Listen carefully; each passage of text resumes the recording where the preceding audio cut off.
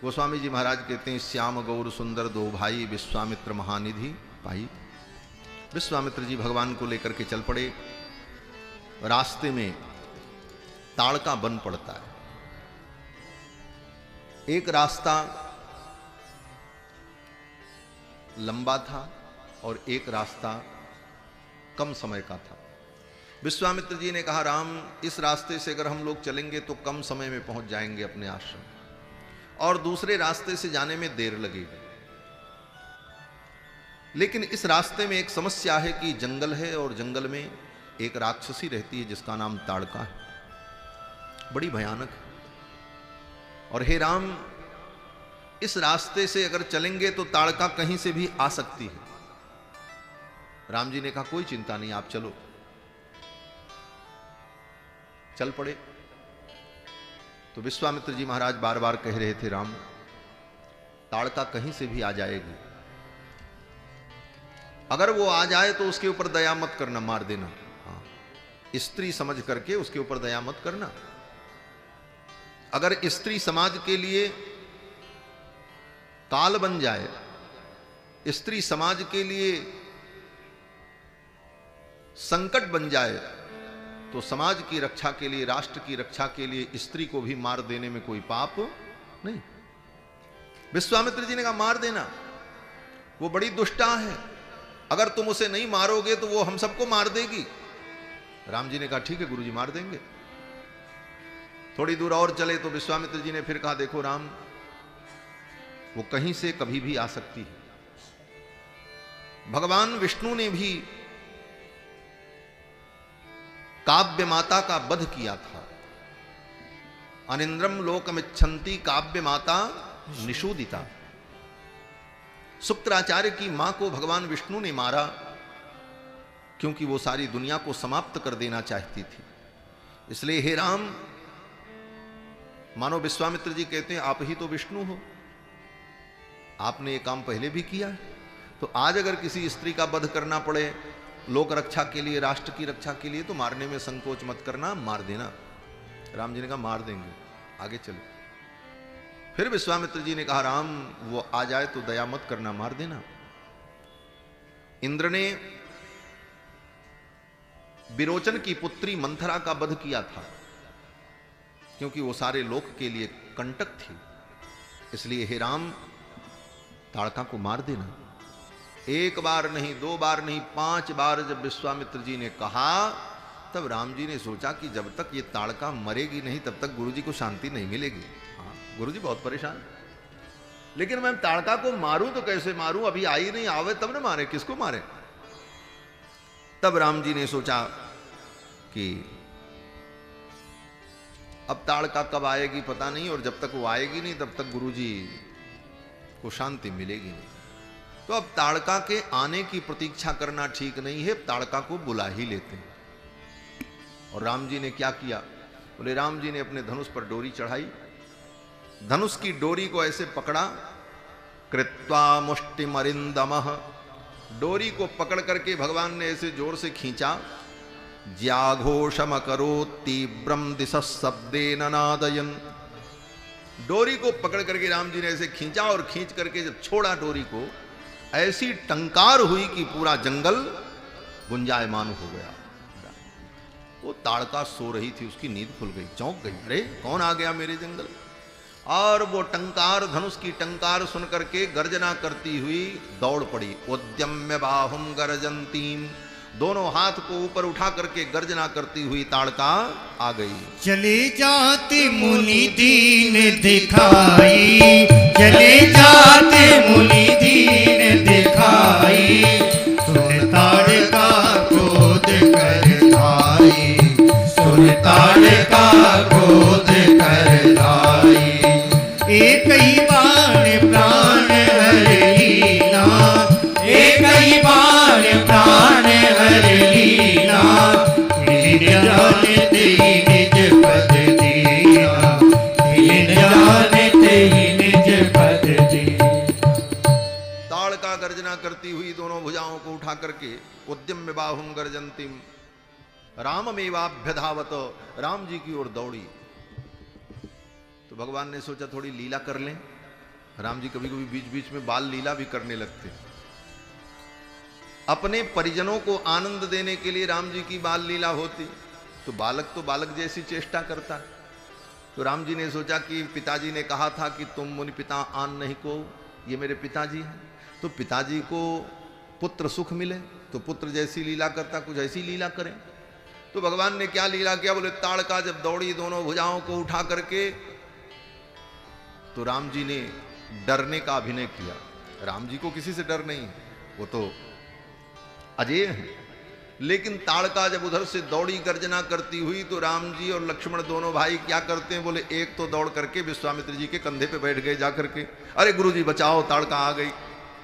और दूसरे बोले लक्ष्मण जी महाराज पीछे जाकर के उनकी धोती पकड़ करके छिप गए, बोले गुरु जी बचाओ ताड़का आ गई। विश्वामित्र जी ने सोचा इन छोरों को मैं लेकर के आया, इनसे हमारे यज्ञ की क्या रक्षा होगी, जो इस ताड़का को देख करके डर रहे। एक बार विश्वामित्र जी को अपना वो भगवान का ऐश्वर्य विस्मृत हो गया। भगवान की यही बाल लीला है। भगवान जब बाल लीला करते हैं तो बड़े बड़े ज्ञानियों को भी भगवान का ऐश्वर्य विस्मृत हो जाता है। ये सर्वगुण संपन्न है, कर्तुम अकर्तुम अन्यथा कर्तुम समर्थ है, ये सारा ज्ञान विस्मृत हो जाता है।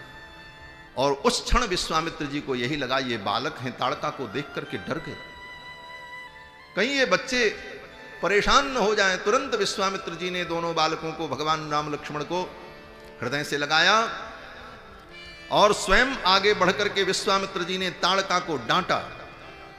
विश्वामित्र जी ने कहा तिष्ठ तिष्ठ, रुक जा। विश्वामित्र जी के डांटते ही ताड़का स्तब्ध हो गई, वहीं रुक गई, एक कदम आगे नहीं बढ़ सकी। विश्वामित्र जी महाराज साधारण नहीं, जब वो रुक गई तब राम लक्ष्मण को हृदय से लगाकर दोनों के सिर पर हाथ फेरा विश्वामित्र जी ने, स्वस्ति राघवयोरस्तु जयम चैवाभ्यभाषत। दोनों के मस्तक पर हाथ फेर करके विश्वामित्र जी ने कहा स्वस्ति राघवयोरस्तु, हे राघव तुम्हारा मंगल हो, स्वस्ति कल्याण हो। जयम चैवाभ्यभाषत, विश्वामित्र जी ने कहा तुम्हारी जय हो, तुम्हारी विजय हो। इतना जब विश्वामित्र जी ने कहा तब राम जी ने कहा गुरु जी बस बस, अब आपका आशीर्वाद मिल गया, अब हम ताड़का को मार देते। तुरंत राम जी ने धनुष पर बाण चढ़ाया और एक ही बाण प्राण हर लीना, एक ही बाण में ताड़का का भगवान ने वध कर दिया। दोबारा बाण नहीं चलाना पड़ा, एक ही बाण में ताड़का मर गई। और जब ताड़का मर गई, देवताओं ने पुष्प वृष्टि की, जय जयकार की। इसके बाद विश्वामित्र जी ने समस्त विद्याएं, बला अति बला इत्यादि जो विद्याएं विश्वामित्र जी ने तपस्या के द्वारा प्राप्त की थीं, वो सब विद्याएं विश्वामित्र जी ने राम जी को प्रदान किया। और आयुध सर्व समर्पिके प्रभु निज आश्रम आन, समस्त आयुध अस्त्र शस्त्र विश्वामित्र जी ने राम जी को समर्पित कर दिया। वो अस्त्र शस्त्र जो थे वो मंत्रमय थे। ऐसा नहीं कि धनुष बाण गदा तलवार वो सब बोरा में भर के रखे रहे हों, विश्वामित्र जी और राम जी को दे दिए हों, ऐसा नहीं, सब मंत्रमय थे। उन समस्त अस्त्र शस्त्रों का जो मंत्र था, वो मंत्र उपदेश विश्वामित्र जी ने राम जी को कर दिया, सुना दिया। राम जी ने उन मंत्रों को ग्रहण किया और अपने मन में प्रतिष्ठित कर लिया। समय आने पर भगवान उन मंत्रों का स्मरण करेंगे और सारे अस्त्र शस्त्र प्रकट हो जाएंगे। इस प्रकार विश्वामित्र जी महाराज भगवान को लेकर के अपने आश्रम में पहुंचे। आश्रम में पहुंचे तो प्रातः काल ही दूसरे दिन, पहुंचते पहुंचते तो शाम हो गई, रात में पहुंचे। रात बीती, सवेरा हुआ तो राम जी ने स्वयं जाकर के विश्वामित्र जी से कहा गुरुदेव आप यज्ञ प्रारंभ करें और मैं आपके यज्ञ की रक्षा करूंगा। प्रात कहा मुनिसन रघुराई, निर्भय यज्ञ करो तुम जाई। आप निर्भय होकर के यज्ञ करें। फिर तो विश्वामित्र जी महाराज यज्ञ करने लगे और भगवान श्री राम और कुमार लक्ष्मण उनके यज्ञ की रक्षा करते हैं। होम करन लागे मुनि झारी, होम करन लागे मुनि झारी, आप रहे मग की रखवारी, आप रहे मग की रखवारी, सुन मारी निशाचर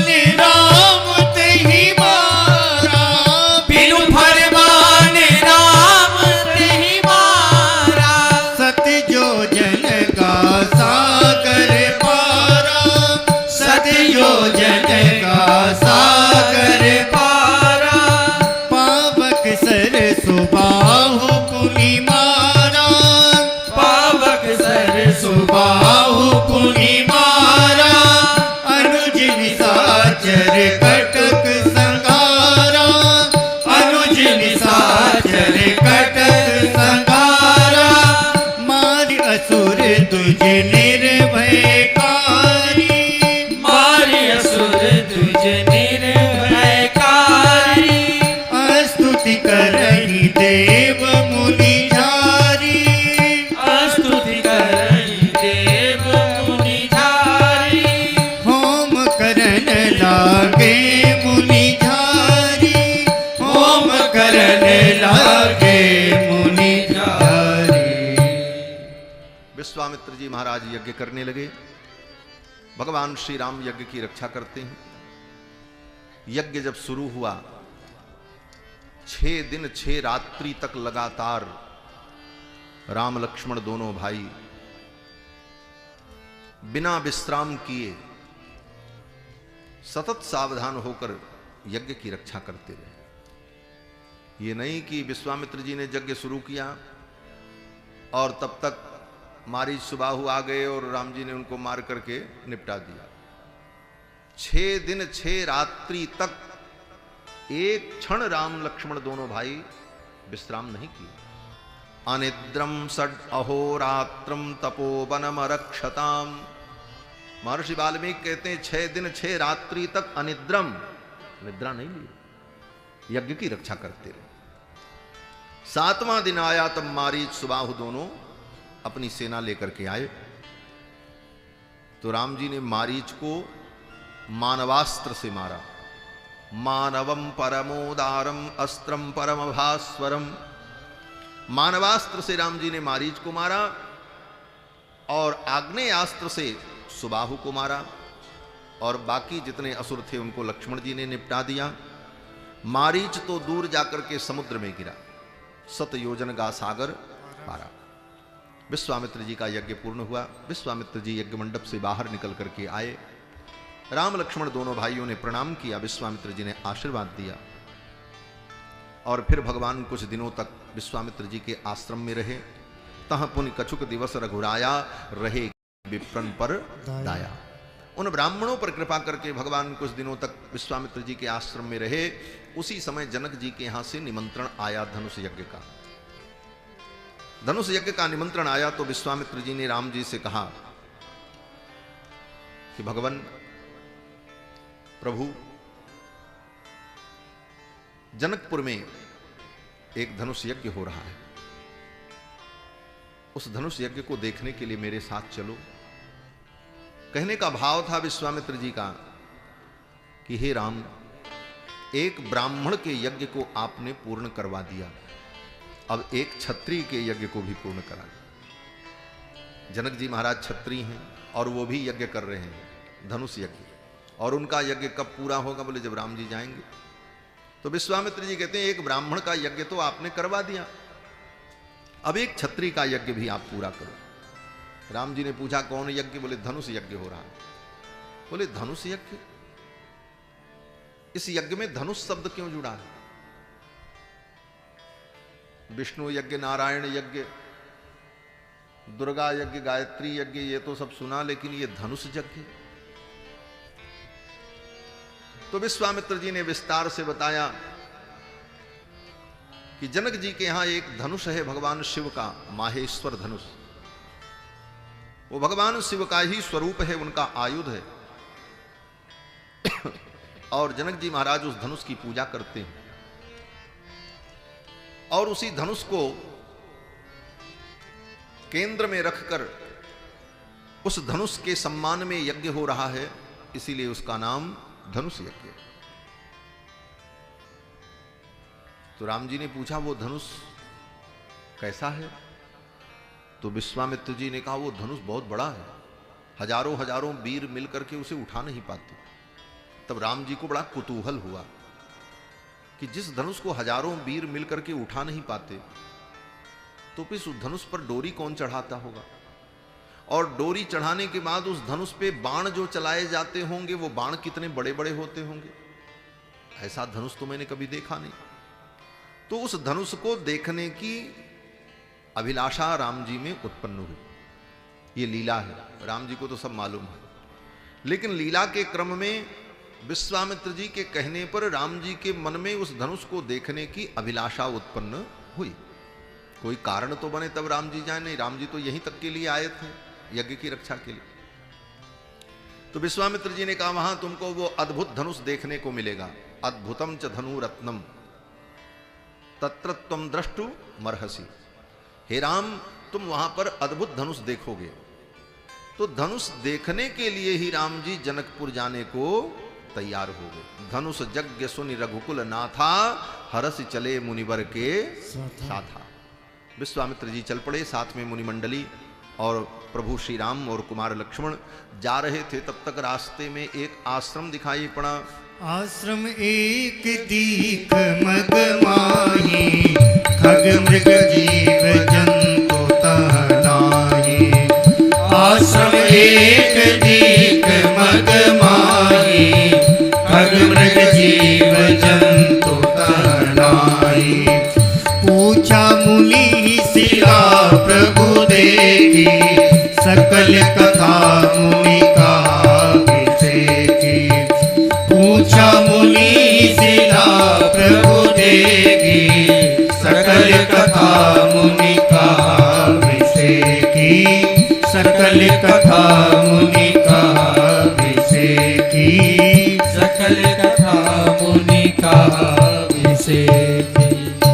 एक निर्जन आश्रम दिखाई पड़ा, उसी आश्रम से होकर के जा रहे।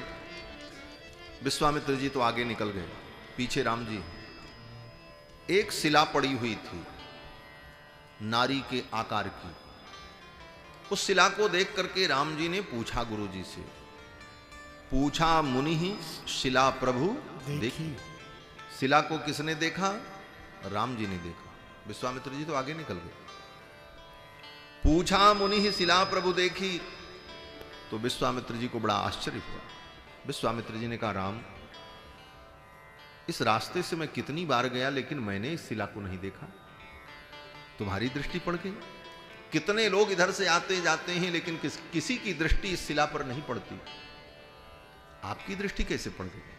तो राम जी मुस्कुराने लगे, मानो राम जी कहना चाहते हैं हे गुरुदेव, जिस पर किसी की दृष्टि नहीं पड़ती, जिसको कोई नहीं देखता, जिसको कोई नहीं पूछता, उसी को हम पूछते हैं, उसी पर मेरी दृष्टि पड़ती है। जो दुनिया के द्वारा उपेक्षित होता है, मेरी कृपा दृष्टि का वही पात्र होता है। दुनिया जिसकी उपेक्षा करती है, हमारी कृपा का वही पात्र होता है।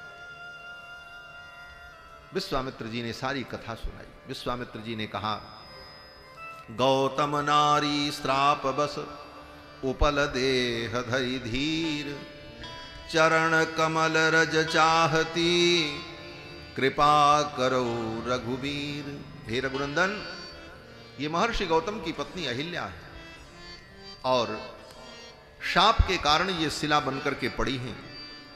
आपके चरण रज से इनका कल्याण होगा, अपना चरण रज प्रदान करके इनका कल्याण करो। अब गुरुदेव की आज्ञा हो गई तो राम जी ने अपने चरण रज से अहिल्या का कल्याण किया। अपने मन से कल्याण नहीं किया। क्यों? बोले राम जी मर्यादा पुरुषोत्तम।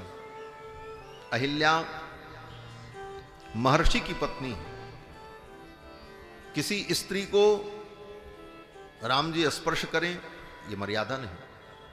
लेकिन गुरुदेव की आज्ञा है कि इसका उद्धार करो चरण रज से, तो गुरु की आज्ञा मान करके भगवान श्री राम ये लीला करते हैं। क्योंकि गुरु की आज्ञा में विचार नहीं करना चाहिए। आज्ञा गुरुणाम अविचारणीय, गुरु की आज्ञा में विचार नहीं करना। इसलिए गुरु जी ने कह दिया तो राम जी ने अपनी चरण रज प्रदान की और भगवान का चरण रज पड़ते ही वो शिला सुंदर स्त्री के रूप में प्रकट हो गई। अहिल्या प्रकट हो गई और अहिल्या ने भगवान के चरणों में प्रणाम किया और प्रार्थना की। परिसत पद पावन शोक न सावन, प्रकट भई तब कुंज सही, देखत रघुनायक जन सुखदायक, सन्मुख हुई कर जोरी रही, अति प्रेम अधीरा पुलक शरीरा, मुख नहीं आवई बचन कही, अतिशय बड़ भागी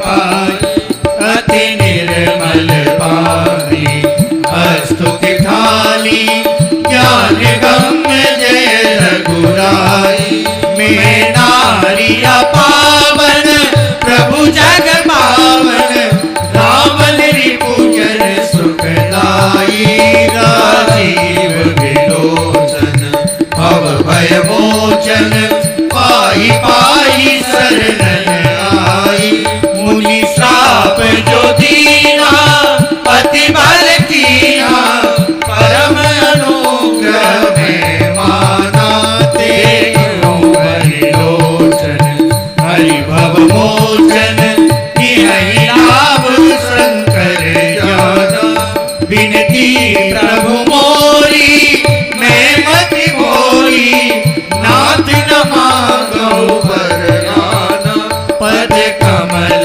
परागा रस अनुरागा मन मन मधुप करे पाना यही पद सुर सरिता परम पुनीता प्रकट भई शिव शीस धरी सोई पद पंकज जी पूजत अज मम सिर धरहु कृपाल हरि यही भांति सिधारी गौतम नारी बार बार हरि चरण परी जो अति मन भावा सो बर पावा गए पति लोक आनंद भरी पर सत पद पाओ पर सत पद पाओ पर सत पद पाओ। भगवान की चरण रज पड़ते ही अहिल्या सुंदर दिव्य स्त्री के रूप में प्रकट हो गई। अहिल्या ने भगवान के चरणों में वंदन किया और अहिल्या ने स्तुति की। अहिल्या ने कहा, हे प्रभु, मुनि शाप जो दीन्हा अति भल कीन्हा। गुरुदेव ने, मेरे स्वामी ने, महर्षि गौतम ने जो शाप दिया बहुत अच्छा किया। अगर वो शाप न देते तो आज आपका दर्शन मुझे कहां मिलता। फिर तो अहिल्या परम पवित्र होकर अपने पति महर्षि गौतम के साथ विदा हो जाती। उसी समय महर्षि गौतम आए और अहिल्या को लेकर के विदा हो गए। गोस्वामी जी महाराज कहते हैं कि तुलसी जिनकी धूरी परसी अहिल्या तरी, गौतम सिधारे गृह गवनों सो लवाई के। महर्षि गौतम बड़े प्रसन्न हुए और इस प्रकार अहिल्या पर कृपा करके भगवान आगे चले, गंगा के तट पर पहुंचे। गंगा में स्नान किया, ब्राह्मणों को दान किया, गंगा अवतरण की कथा विश्वामित्र जी ने सुनाई और ये सब करते हुए विश्वामित्र जी महाराज अपनी मुनिमंडली को लेकर के जनकपुर पहुंच गए। विश्वामित्र महामुनि आए, समाचार मिथिलापति पाए। मिथिलापति महाराज जनक जी को समाचार मिला कि विश्वामित्र जी आए हैं, तो अपने सचिव को, अपने मंत्री को, ब्राह्मणों को लेकर के जनक जी महाराज स्वागत के लिए आए। चले मिलन मुनि नायक ही मुदित राव यही भांति। जनक जी महाराज अपने मंत्रिमंडल को लेकर के मिलने के लिए आए और क्रीन प्रणाम चरण धरी माथा दीन असीस मुदित मुनिनाथ। चरण में मस्तक रखकर जनक जी महाराज ने प्रणाम किया। विश्वामित्र जी ने आशीर्वाद दिया और कुशल समाचार हुआ। विश्वामित्र जी बैठे थे और मुनि मंडली बैठी थी। जनक जी महाराज चरणों में बैठे थे। कुशल समाचार चल रहा था, तब तक राम लक्ष्मण दोनों भाई आ गए। आए तो साथ में ही थे, लेकिन विश्वामित्र जी जहां ठहरे थे, रुके थे, वहीं से बगल में एक बगीचा था। उस बगीचा को देखने के लिए राम लक्ष्मण दोनों भाई चले गए थे और इधर जनक जी आए। अब जनक जी विश्वामित्र जी के चरणों में बैठे हैं, तब तक उधर से राम लक्ष्मण दोनों भाई बगीचा घूम करके आ गए। तेही अवसर आए दो भाई, तेही अवसर आए दो भाई, गए रहे देखन फुलवाई, गए रहे देखन फुलवाई। श्याम गौर मृदु वयस किशोरा, श्याम गौर मृदु वयस किशोरा। सुखद विश्वजित चोरा, लोचन सुखद विश्वजित चोरा, उठे सकल जब रघुपति आए, उठे सकल जब रघुपति आए, विश्वामित्र निकट बैठाए, विश्वामित्र निकट बैठाए, तेहि अवसर आए दो भाई, तेहि अवसर आए दो भाई। उसी समय दोनों भाई राम लक्ष्मण बगीचा देख करके आए और विश्वामित्र जी ने उनको अपने अगल बगल बैठाया।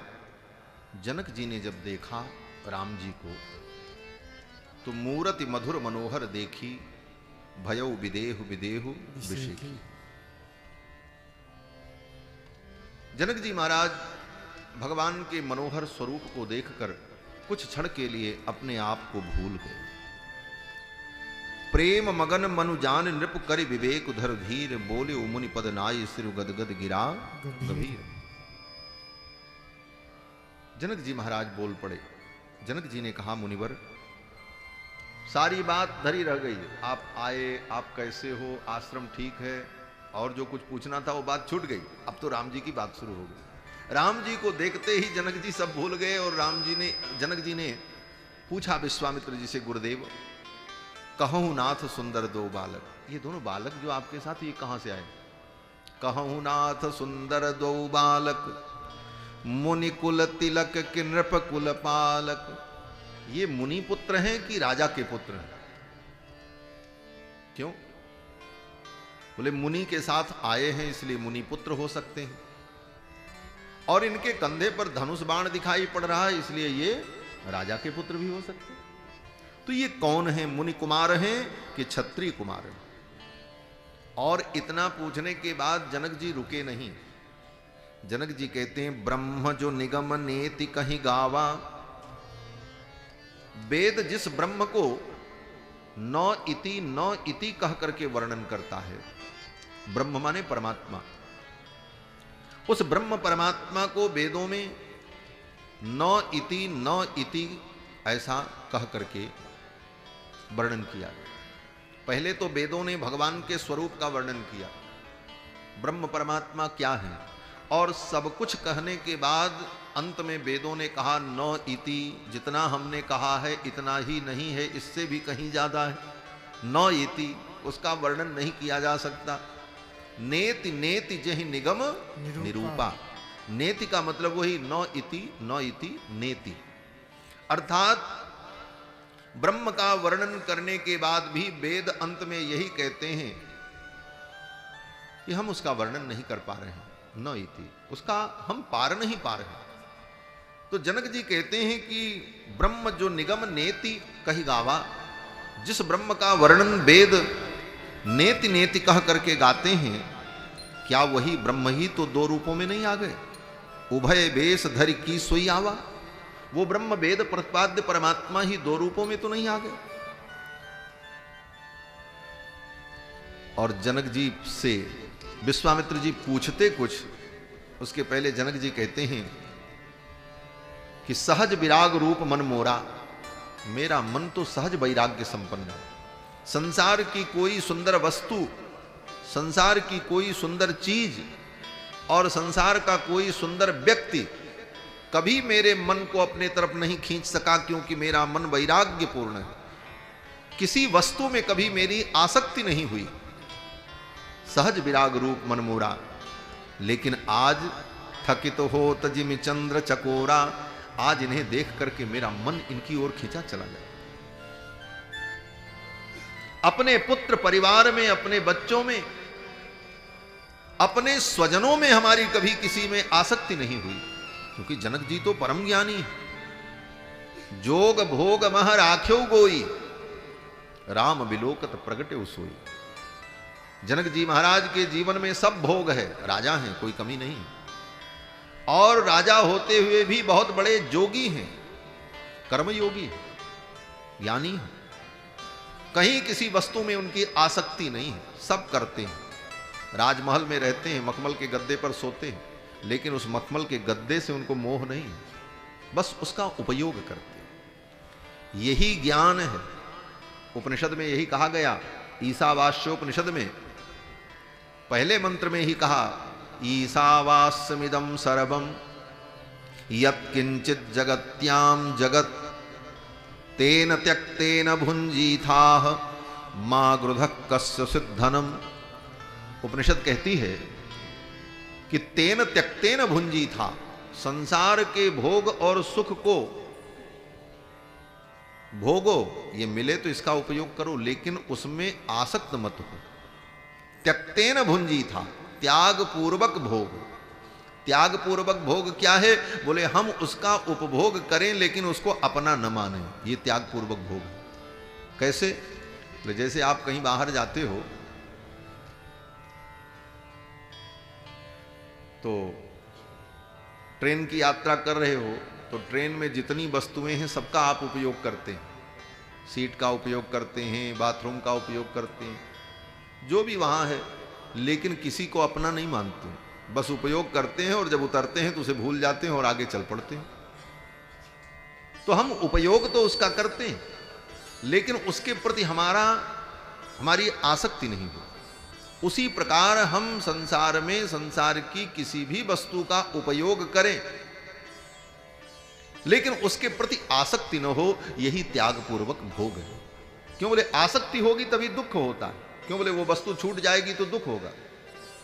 ट्रेन में आप बैठ करके 15 घंटे की यात्रा करते हो, तो ट्रेन से जब उतरना पड़ता अपने स्टेशन पे आकर के, तो आपको दुख थोड़ी होता कि हमारी ट्रेन छूट गई, अब वो डिब्बा कहाँ मिलेगा। बोले उसकी जरूरत ही नहीं होती, ध्यान ही नहीं होता, उतर जाते हैं और सहज चल पड़ते, बल्कि सुख का अनुभव होता, चलो गई, अब चल के घर में आराम करो। उसके प्रति आसक्ति नहीं, उपयोग किया उसका।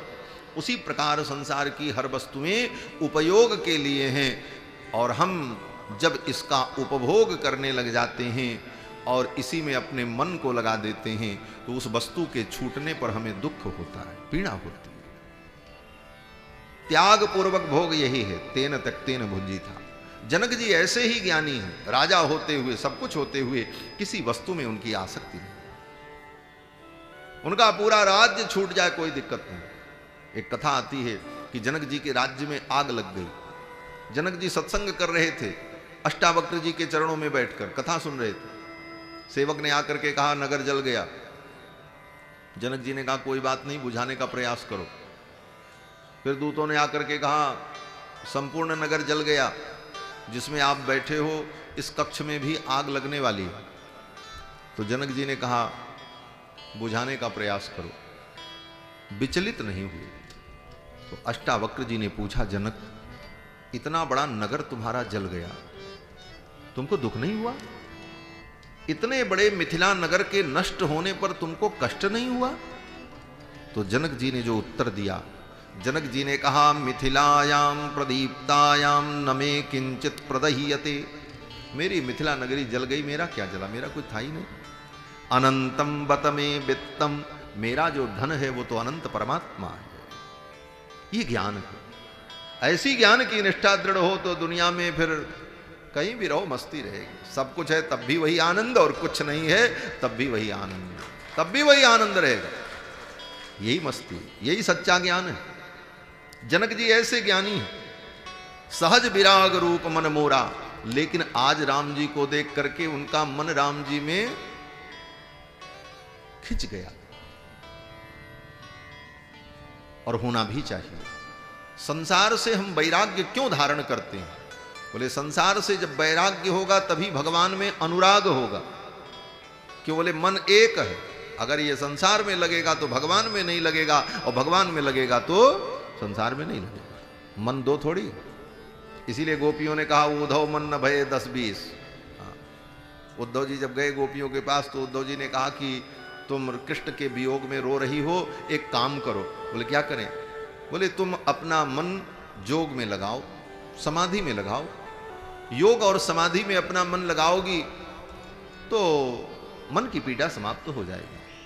तो गोपियों ने हंसते हुए कहा उद्धव कहां से मन लगावें? बोले क्यों? बोले मन हमारे पास है ही नहीं। बोले क्यों? बोले मन तो कृष्ण के साथ चला गया। मन एक ही होता है, वो कृष्ण ले गए। अगर दूसरा कोई मन होता, तीसरा मन होता, तो एक मन तुम्हारे जोग में भी लगा देते, एक मन कृष्ण के साथ रहता, एक मन जोग में लगा रहे। लेकिन उद्धव मजबूरी तो इस बात की है कि मन एक ही होता है, दो नहीं होते। उद्धव मन न भये 10-20, एक हतो सो गयो श्याम संग, को आराधे ईस। उद्धव मन न भये 10-20, मन 10-20 नहीं है, मन तो एक है। भगवान में लगेगा तो संसार में नहीं लगेगा, और संसार में लगेगा तो भगवान में नहीं लगेगा। संसार से वैराग्य होगा तो भगवान में अनुराग होगा, और भगवान से वैराग्य हो जाएगा तो संसार में अनुराग हो जाएगा। अब ये तय करना हमारा आपका काम है कि हम कहां वैराग्य करें, कहां अनुराग करें। जनक जी महाराज का मन सहज विराग रूप मन मोरा, थकित होत जिम चंद चकोरा। ताते प्रभु पूछो सद्भावु, कहो नाथ जन करो ब्राऊ। इन्हीं बिलोकत अति अनुरागा, बरबस ब्रह्म सुख ही मन त्यागा। इनको देख करके मेरा मन इनमें खिंचता चला जा रहा है। ये कौन है? जनक जी ने जब पूछा तो विश्वामित्र जी ने कहा, ये प्रिय सबहि जहां लगी प्राणी। ये सबको प्रिय है, आपको प्रिय लग रहे हैं, ये कोई नई बात नहीं। क्यों? बोले जो सबको सब काल में प्रिय लगे वही श्रेय होता है। श्रेय और प्रेय में अंतर है। प्रेय क्या है? बोले प्रेय वो है जो आज प्रिय लगता है, कल प्रिय न लगे।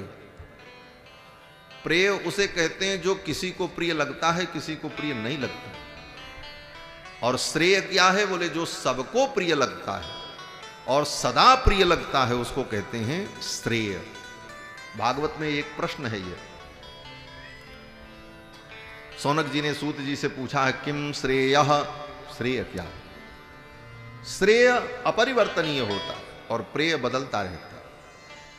संसार में जो वस्तुएं हमारी प्रिय होती हैं वो सदा प्रिय नहीं रहती। इसी संसार में जो व्यक्ति आज बहुत प्रिय लगता है, जिसके बिना हम रह नहीं पाते, लगता है इसके बिना हमारा जीवन ही नहीं रहेगा, वो इतनी प्रिय वस्तु और मिल जाने के कुछ दिन बाद बोले फिर उस वस्तु की जरूरत नहीं रहती, फिर वो प्रिय नहीं रहती। और जो वस्तु किसी एक व्यक्ति को प्रिय है वो दूसरे को अप्रिय भी होती। कोई ऐसी वस्तु ढूंढो जो हमको भी प्रिय हो, आपको भी प्रिय हो, सदा प्रिय हो, जन्म जन्मांतर से प्रिय हो और सदा प्रिय बनी रहे। बोले ऐसी वस्तु क्या है? बोले ऐसी वस्तु केवल भगवान है बस। वेद्यम वास्तव मत्र वस्तु शिवदम। ऐसी वस्तु तो केवल भगवान परमात्मा जो सबको प्रिय है। यही विश्वामित्र जी कहते हैं कि ये प्रिय सबहि जहां लगी प्राणी। ये समस्त प्राणियों को प्रिय है। क्यों? बोले ये प्राण के भी प्राण हैं। ये प्रिय सबहि जहां लगी प्राणी, ये सभी प्राणियों के प्राण हैं, प्राण के भी प्राण हैं, इसलिए सबको प्रिय है। प्राण सबको प्रिय होता है और ये प्राण के भी प्राण हैं। तो भगवान सुन रहे थे। राम जी ने सोचा ये तो गुरु जी महाराज हमारी पोल पट्टी खोल देंगे, ये बता देंगे कि मैं भगवान हूं। बोले क्या आपत्ति है, बता दें कि भगवान हो, आप तो भगवान ही हो। तो राम जी सोचने लगे नहीं नहीं, सब जान जाएंगे कि हम भगवान हैं तब तो हमारी लीला बिगड़ जाएगी। बोले क्या लीला है? बोले रावण को मारने के लिए भगवान का अवतार हुआ है, आए हैं, और रावण को वरदान है ब्रह्मा जी का कि रावण को कौन मारेगा? बोले हम काहू के मरहि न मारे, बानर मनुज जाति दुई बारे। रावण ने यही वरदान मांगा है ब्रह्मा जी से कि मुझे मनुष्य अथवा बंदर मारे, मनुष्य और बंदर को छोड़ करके और कोई मुझे मार न सके। इसीलिए भगवान रावण का वध करने के लिए मनुष्य के रूप में अवतरित हुए। अर्थितो मानुषे लोके जदने विष्णु सनातन। तो राम जी ने सोचा कि अगर ये बात सबको पता चल गई कि मैं भगवान हूं, मैं नारायण हूं, मैं परमात्मा हूं, ये चारों तरफ हल्ला मच गया और ये बात कहीं रावण को भी पता चल गई तो गड़बड़ हो जाएगा। बोले क्या गड़बड़ होगा? बोले जब रावण से युद्ध करने जाएंगे तो रावण तलवार और धनुष फेंक करके खड़ा हो जाएगा। बोले आओ राम तुम मुझे मारो। तुम नहीं मार सकते मुझे। क्यों? बोले तुम मनुष्य नहीं हो, तुम तो नारायण हो। तुम नर नहीं हो, नारायण हो, और मुझे नारायण नहीं मार सकते। क्यों? बोले ब्रह्मा का वरदान है। ब्रह्मा जी की अदालत में याचिका दायर कर देगा जाकर के रावण। बोले महाराज आपने कानून बनाया था, कानून का उल्लंघन हो रहा है, ये मनुष्य नहीं है भगवान है, ये मुझे कैसे मार सकते हैं? फिर तो रावण का वध नहीं होगा। इसलिए भगवान चाहते हैं कि ये रहस्य रहस्य ही बना रहे और मैं मनुष्य लीला ही करता रहूं। और ये गुरु जी सब बता देंगे तो फिर तो हल्ला ही मच जाएगा। तो तुरंत राम जी ने सोचा अब गुरु जी को कैसे मना करें। बड़े लोग कुछ बोलने लग जाएं तो उनको रोकना और टोकना भी अपराध। अब गुरु जी को राम जी टोकें ये ठीक नहीं। तो राम जी ने क्या किया? बोले राम जी मुस्कुराने लगे। मन मुस्काहि राम सुनी वाणी। विश्वामित्र जी की वाणी को सुनकर के राम जी मुस्कुराने लगे। क्यों मुस्कुराए? बोले कल कथा में मैंने कहा था ना कि भगवान का मुस्कुराना ये भगवान की माया है। भगवान जब मुस्कुराते हैं तो भगवान की माया अपना काम शुरू कर देती है। भगवान मुस्कुराए, मन मुस्काहि राम सुनबानी, और परिणाम क्या हुआ? बोले विश्वामित्र जी का स्टेटमेंट बदल गया तुरंत। हाँ, राम जी ने ऐसी माया फेरी मुस्कुरा करके कि विश्वामित्र जी ने तुरंत अपना स्टेटमेंट बदल दिया। रघुकुल अभी तक विश्वामित्र जी कह रहे हैं ये प्रिय सब ही जहां लगी प्राणी, ये सबको प्रिय हैं, समस्त प्राणियों के प्राण हैं। लेकिन अब विश्वामित्र जी कह रहे हैं रघुकुल मणि दशरथ के जाए, रघुकुल मणि दशरथ के जाए, मम हित लागी नरेश पठाए, मम हित लागी नरेश पठाए, रघुकुल मणि दशरथ के जाए, रघुकुल मणि दशरथ के जाए। विश्वामित्र जी ने तुरंत अपनी बात बदल दी और विश्वामित्र जी ने कहा रघुकुल मणि दशरथ के जाए। रघुकुल के राजा जो दशरथ हैं वो उनके ये पुत्र हैं। और पुत्र भी कैसे हैं? भय तो प्रकट है ना, भय प्रकट कृपाला। लेकिन विश्वामित्र जी ने उसमें और अपने तरफ से जोड़ दिया। बोले क्या? बोले दशरथ के जाए। दशरथ जी ने इनको जन्माया है, दशरथ जी ने इनको पैदा किया। दशरथ के जाए। बोले तो हमारे साथ कैसे आए? बोले मम हित लाग नरेश पठाए। महाराज दशरथ ने मेरे कार्य के लिए इनको भेजा था और मैं यज्ञ में आ रहा था तो इनको लेकर के आया। जनक जी महाराज भगवान के स्वरूप का, इसको बंद कर दो भैया पंखा, भगवान के स्वरूप का दर्शन करके आनंद विभोर होकर श्री जनक जी महाराज विश्वामित्र जी की सारी व्यवस्था करके विदा हो गए। जनक जी अपने कार्य के लिए चल पड़े। विश्वामित्र जी महाराज सुंदर सदन में निवास कर रहे हैं। सुंदर सदन सुखद सब काला, तहां बासुले दीन भुआला। अब इसके बाद प्रसंग आता है कि लक्ष्मण जी के मन में नगर देखने की इच्छा हुई।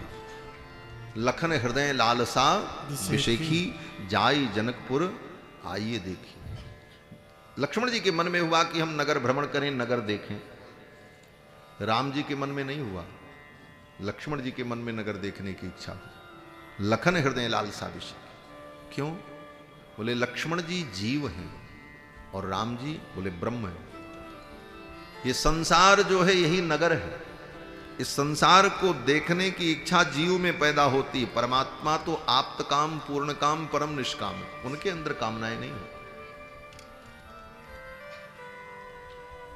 लक्ष्मण जी के अंदर कामना हुई कि नगर देखें। तो भगवान जान गए और भगवान ने गुरुदेव से कहा गुरुदेव नाथ लखनपुर देखन चाहे। हे गुरुदेव लक्ष्मण जो है नगर देखना चाहे। अगर आपकी आज्ञा हो जाए, जो राउर आयस मैं पाऊं तो नगर दिखाए तुरंत ले। आपकी अनुमति मिल जाए तो मैं इनको ले जाऊं और नगर दिखा करके ले आऊं। लक्ष्मण जी नगर देखना चाहते हैं। और भगवान चाहते हैं कि मैं साथ में जाऊं और इनको नगर दिखा करके ले आऊं। क्यों? बोले भगवान जानते हैं ये माया का नगर, ये संसार मायामय है। जीव इस माया को अकेले देखेगा तो माया में फंस जाएगा, और मायापति को साथ में लेकर के अगर माया का दर्शन करता है तो माया उसे बांध नहीं पाएगी। इसलिए संसार को देखो, संसार का अनुभव भी करो, लेकिन अकेले नहीं, परमात्मा मायापति के साथ, भगवान को साथ रखो, कहीं भी माया तुम्हें पकड़ नहीं पाएगी। संसार भी देख लोगे और कहीं बंधन नहीं होगा। भगवान तुम्हें संसार का सब सुख दिला देंगे, भगवान संसार दिखा देंगे, और दिखाने के बाद भगवान तुम्हें लौटा करके लेके आ भी जाएंगे। नगर दिखाए तुरंत ले आवो। गलती ये होती है हमसे कि हम भगवान को छोड़कर अकेले संसार देखना चाहते, भगवान को साइड में कर देते। भगवान कहते तब फंसोगे चक्कर में, और इसीलिए जीव माया में बंधता है। भगवान साथ में हो, सारी दुनिया देखो, हर जगह ठाकुर को साथ में रखो। ठाकुर को साथ में रखने का भाव क्या है? बोले भगवान को मत भूलो, संसार में सब करते रहो लेकिन भगवान का स्मरण करते रहो। राम ही सुमिरिय गाई, राम ही संतत सुनिय राम गुणग्राम। भगवान का वर्णन करते रहो, भगवान के विषय में श्रवण करते रहो, उनका चिंतन करते रहो, और संसार का काम चलता रहे। कहीं भी माया तुम्हें आबद्ध नहीं करेगी। भगवान सब संसार का अनुभव भी करा देंगे और फिर अपने चरणों में बुला लेंगे। राम जी ने कहा कि जो राउर आय सुमय पावूं, तो नगर दिखाए तुरत ले आवूं। तो विश्वामित्र जी ने कहा ठीक है राम, जाओ, लक्ष्मण को नगर दिखा देना, और नगर के लोगों को, बोले नगर के लोगों को अपना दर्शन करा देना। भाई नगर देखने हम जाएं तो नगर देखने का मजा कब है? कहते नगर घूमने जाओ तो नगर को तुम देखो, और इतने सजे सौरे और दिव्य बन करके जाओ कि नगर के लोग तुमको देखें, भाई कौन आ गया है, तब नगर देखने का मतलब है। और पूरा शहर घूम करके आए और तुम्हारे ऊपर किसी की दृष्टि नहीं पड़ी, तुमको किसी ने देखा ही नहीं, बोले तब तुम क्या देखने गए? अरे कुछ तुमको देखें और तुम संसार को देखो, तब न घूमने का मजा है। तो भगवान ने कहा कि ठीक है। विश्वामित्र जी कहते हैं जाई देखी आवहु नगर, सुख निधान दो भाई, और करहु सुफल सबके नयन सुंदर बदन दिखाई। अपने स्वरूप का दर्शन करा करके नगरवासियों को आनंदित करो। भगवान, यही महात्माओं का स्वभाव है। महात्मा स्वयं परमात्मा का अनुभव करते हैं, और महात्मा चाहते हैं संसार के लोगों को भी भगवान का दर्शन हो, इस आनंद की प्राप्ति संसार के प्राणियों को भी हो। इसीलिए महात्मा भक्ति का उपदेश करते हैं, मंदिर बनाते हैं, उत्सव करते हैं, जिससे संसार के लोग भी भगवत तत्व का अनुभव कर सकें। कभी कभी लोग कहते हैं महाराज महात्माओं को ये सब करने की क्या जरूरत, उनको तपस्या करनी चाहिए जंगल में जाके।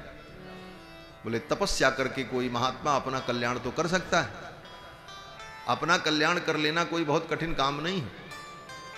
कोई भी महात्मा जंगल में चला जाए, दुनिया से निरपेक्ष होकर के राम राम करे, अपना कल्याण कर लेगा। लेकिन सभी महात्मा अगर यही करने लग जाए तो संसार में कोई भगवान को याद नहीं करेगा। ये संसार कलह का केंद्र बन जाएगा, एक दूसरे को मार मार करके लोग खाने लग जाएंगे, ऐसी भयानक स्थिति उत्पन्न हो जाएगी। ये तो संत महात्माओं की, महापुरुषों की कृपा है कि वो गांव गांव नगर नगर भ्रमण करके धर्म का उपदेश देकर भगवत तत्व का अनुभव करा करके प्राणियों को भगवान से जोड़ते हैं। इसीलिए विश्वामित्र जी ने कहा जाओ, जाकर के नगरवासियों को भी दर्शन दो, तुम्हारा दर्शन करके नगर के लोग भी कृतकृत्य हो जाएं। करहु सुफल सबके नयन सुंदर बदन दिखाई। भगवान श्री राम कुमार लक्ष्मण नगर भ्रमण करने के लिए चल पड़े। नगर के लोग दौड़ पड़े, धाये धाम काम सब त्यागी, मनोरंक निधि लूटन लागे। सखियों ने देखा, सब वर्णन करती हैं, कहूं सखी को अस तनुधारी, जो न मोह यह रूप निहारी। इनको देख करके कौन मोहित नहीं हो जाएगा। सखियां आपस में चर्चा करने लगी। सखियां कहती हैं एक बात कहें। बोले क्या? एक सखी ने कहा कि जो विधाता ऐसा जोग बना देते कि हमारी जानकी का विवाह इनसे हो जाता, तो जानकी मिले ही बर एहू, अगर ये हमारी जानकी के वर हो जाते, तो एक सखी ने कहा तुमको क्या मिलेगा? अगर ये जानकी के वर हो गए तो तुम्हें क्या लाभ होगा? तो सखी कहती है कि कबहू कि ये आवही यही नाते, अगर इनका यहां से नाता जुड़ जाएगा, इनकी ससुराल हो जाएगी जनकपुर, तो कभी तो आएंगे, और जब आएंगे तभी इनका हम दर्शन कर पाएंगे, नहीं तो अब तो इनका दर्शन दोबारा कहां होने वाला। तो सखियों ने ऐसा मनोरथ किया और भगवान उनके मनोरथ को समझते हैं। इस प्रकार नगर भ्रमण करते हुए भगवान आए। घूम करके जब नगर भ्रमण करके आए, विश्वामित्र जी के चरणों में बैठे, सायंकाल संध्या वंदन किया, विश्वामित्र जी विश्राम करने लगे, तो दोनों भाई विश्वामित्र जी का चरण दबाने लगे। मुनिबर सैन कीन तब जाई, लगे चरण चापन दो भाई। दोनों भाई गुरु जी का चरण दबा रहे। बहुत देर तक चरण दबाते रहे। विश्वामित्र जी ने कहा जाओ राम सो जाओ, जाओ राम सो जाओ। बार बार मुनि आज्ञा दीनी, बार बार जब आज्ञा दी तब जाकर के राम जी ने शयन किया। ये बार बार क्यों आज्ञा दी? बोले एक बार गुरु लोग आज्ञा दे दें तो आज्ञा का पालन करना चाहिए। बोले बात तो सही है, बार बार आज्ञा देना पड़े, इसका मतलब पहली आज्ञा का उल्लंघन हुआ तभी तो दोबारा आज्ञा देनी पड़ी है? तो गुरु की आज्ञा का उल्लंघन क्या धर्म है? बोले कहां कैसे करना चाहिए ये विचार करना चाहिए। और किसी कार्य की गुरु जी आज्ञा दें तो एक बार आज्ञा दें, उस आज्ञा का पालन करना चाहिए। लेकिन अगर गुरु जी की सेवा में लगे हो और संकोच के कारण गुरु जी कहते हैं अच्छा बस करो अब रहने दो, तो इस आज्ञा का पालन नहीं करना चाहिए। नहीं गुरु जी थोड़ी और सेवा कर ले, वहां पर तो उस आज्ञा को छोड़कर आग्रह पूर्वक सेवा करनी चाहिए। ये नहीं कि गुरु जी ने कह दिया तो अब चलो। कितने चेला तो ऐसे ही होते हैं महाराज, गुरु जी का चरण दबाते हैं और सोचते रहते हैं कब गुरु जी कहें कि जाओ, फुर्सत मिले। हाँ।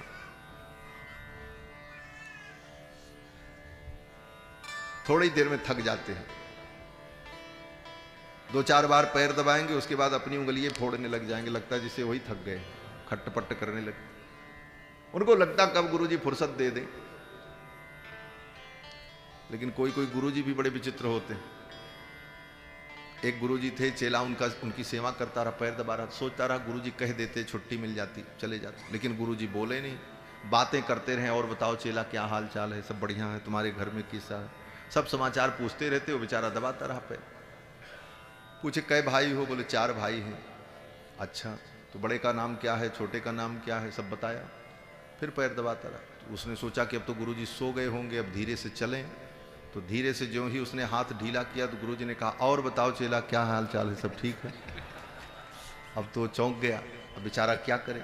तो गुरुजी ने कहा अच्छा बताओ बेटा कै भाई हो? तो उसने कहा गुरुजी 3 भाई हैं।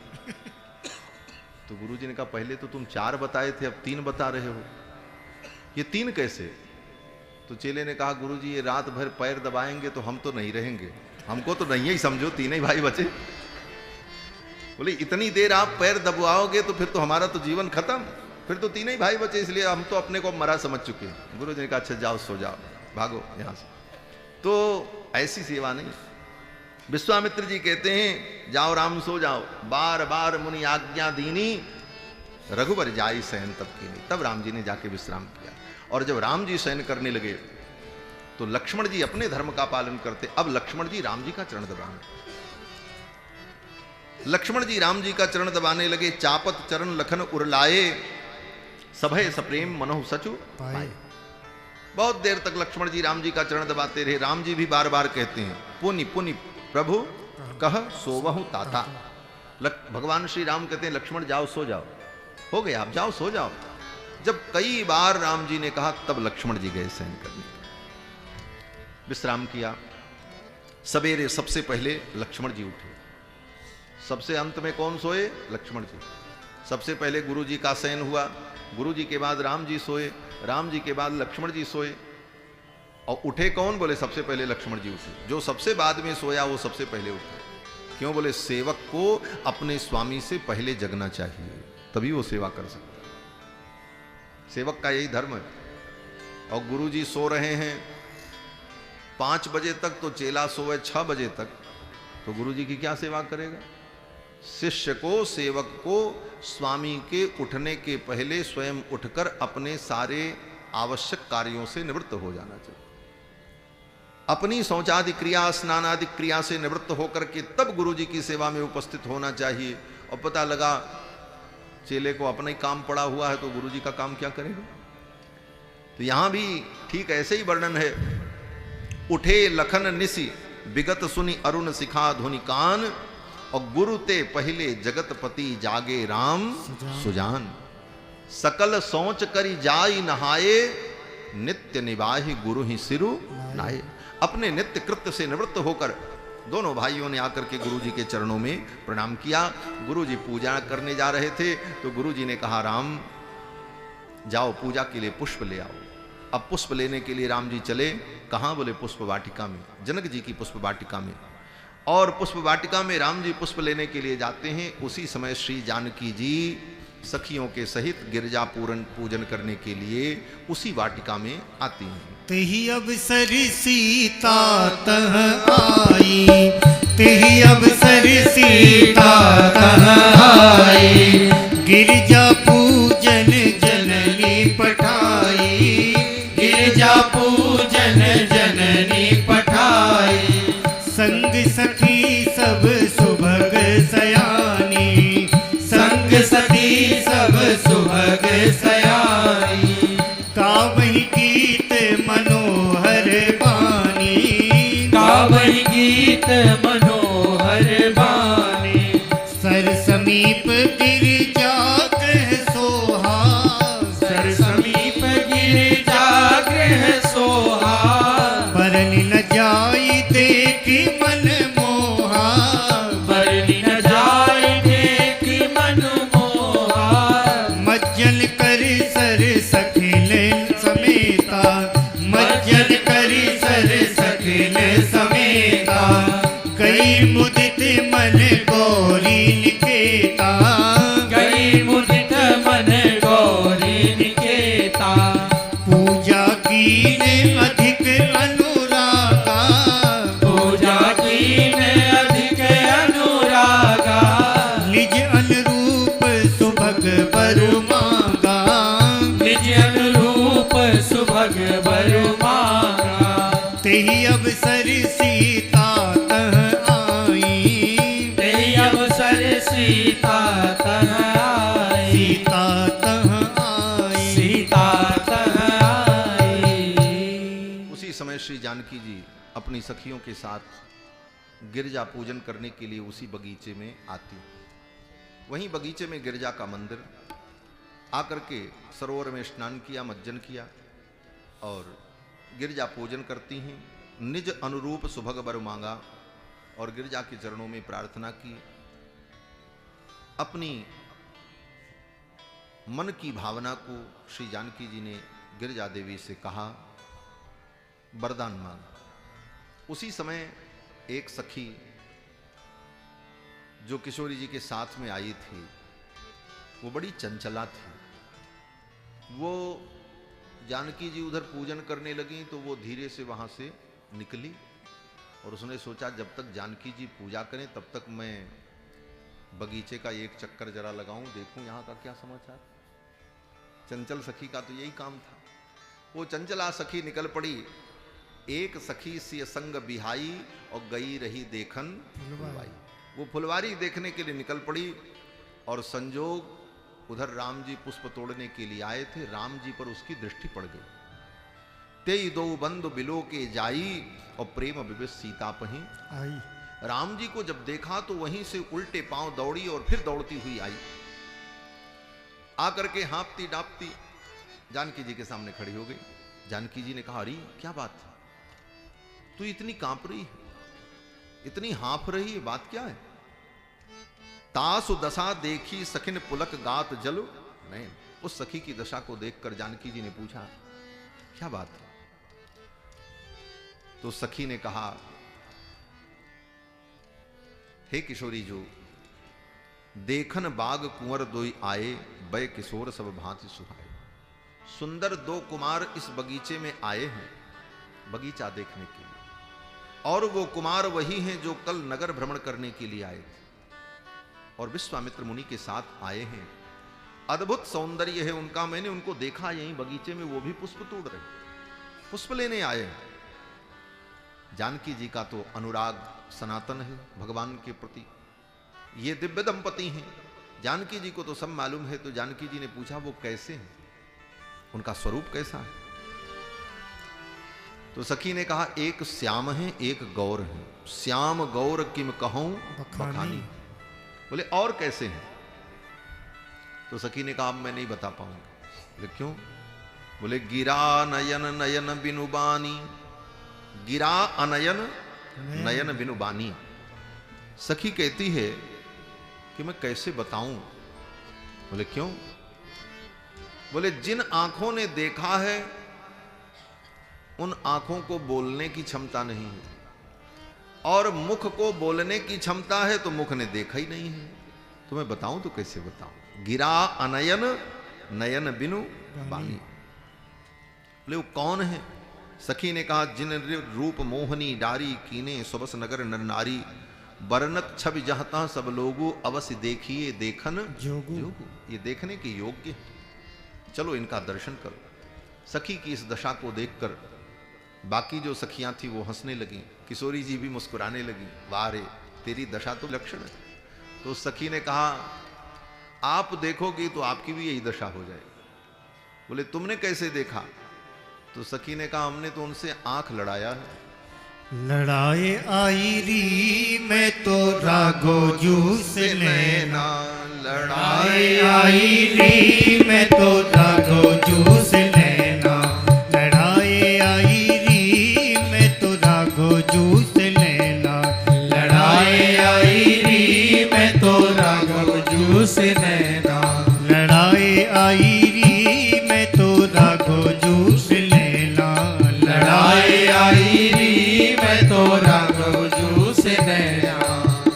गिरजा पूजन गई सिया संग, गिरजा पूजन गई सिया संग, गिरजा पूजन गई सिया संग, गिरजा पूजन गई सिया संग, नख सिख रूप निहार आई नी मैं तो राघो जूस लेना, हाँ नख सिख रूप निहार आई नी मैं तो राघो जूस लेना, लड़ाई आई नी मैं तो राघो जूस लेना, लड़ाई आई नी मैं तो राघो जूस लेना।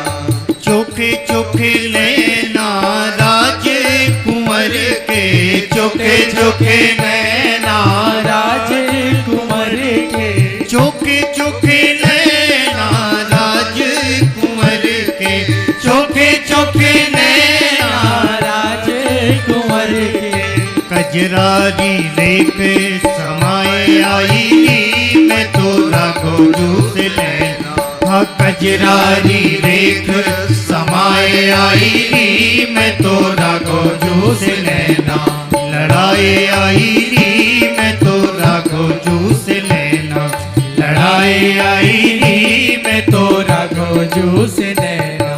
घरवारी कहो या कंवारी कहो, घरवाली कहो या कंवारी कहो, घरवारी कहो या कंवारी कहो, घरवाली कहो या कंवारी कहो, घरवारी कहो या कंवारी कहो, घरवाली कहो या कंवारी कहो, मैं तो ही बीच रूप बसाए आई नी मैं तो राघो जूस लेना, ही बीच रूप बसाए आई नी मैं तो राघो जूस लेना, लड़ाई आई नी मैं तो राघो जूस लेना, लड़ाई आई नी मैं तो राघो जूस लेना। लोक लाज कुल की मर्यादा, लोक लाज कुल की मर्यादा, लोक लाज कुल की मर्यादा, लोक लाज कुल की मर्यादा, हाँ लोक लाज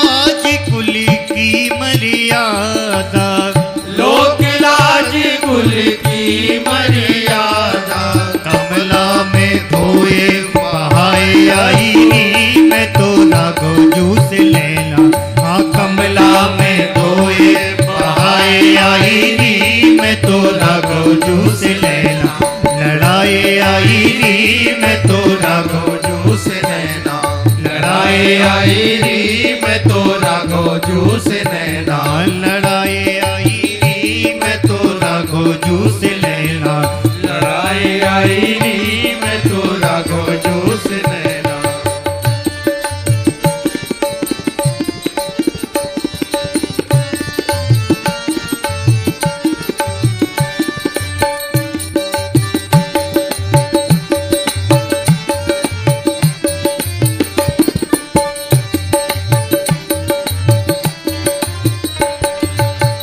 सिया अली रघुनाथ छवि पर, सिया अली रघुनाथ छवि पर, सिया अली रघुनाथ छवि पर, सिया अली रघुनाथ छवि पर, ओ सिया अली रघुनाथ छवि पर, सिया अली रघुनाथ छवि पर, बिलता में मूल बिकाए आई री मैं तो राघो जू से लेना, हाँ बिलता में मूल बिकाए आई री मैं तो राघो जू से लेना, लड़ाई आई री मैं तो राघो जू से लेना, लड़ाई आई री मैं तो राघो जू से नैना, राघो जू से लेना, हाँ राघो जू से लेना, राघो जू से नैना, राघो जू से नैना, राघो जू से लेना, राघो जू से लेना, राघो जू से नैना, राघो जू से नैना, ओ राघो जू से लेना, राघो जू से लेना, राघो जू से नैना, राघो जू से नैना, लड़ाई आई री मैं तो राघो जू से लेना, लड़ाई आई री मैं तो राघो जू से नैना, लड़ाई आई री मैं तो राघो जू से लेना, लड़ाई आई री मैं तो राघो जू से नैना, लड़ाई आई री मैं तो राघो जू से लेना, लड़ाई आई री मैं तो राघो राघो जू से लेना। सखी ने कहा मैं तो देख करके आ गई।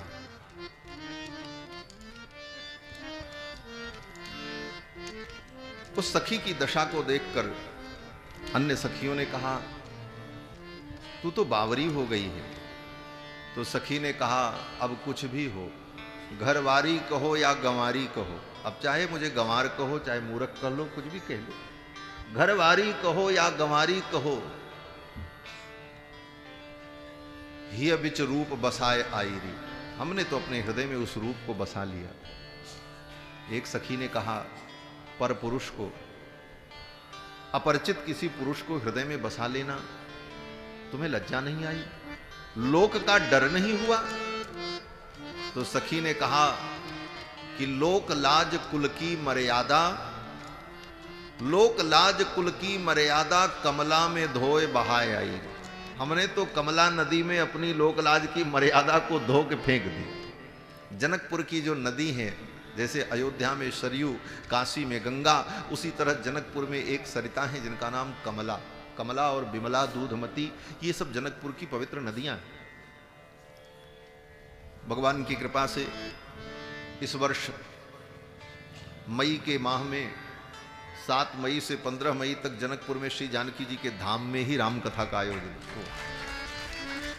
किशोरी जी की कृपा भई और श्री जनकपुर धाम में जानकी जी के उस प्रांगण में ही भगवान की पावन कथा सुनाने का अवसर प्राप्त होगा। जनक जी के जनकपुर की अद्भुत शोभा है।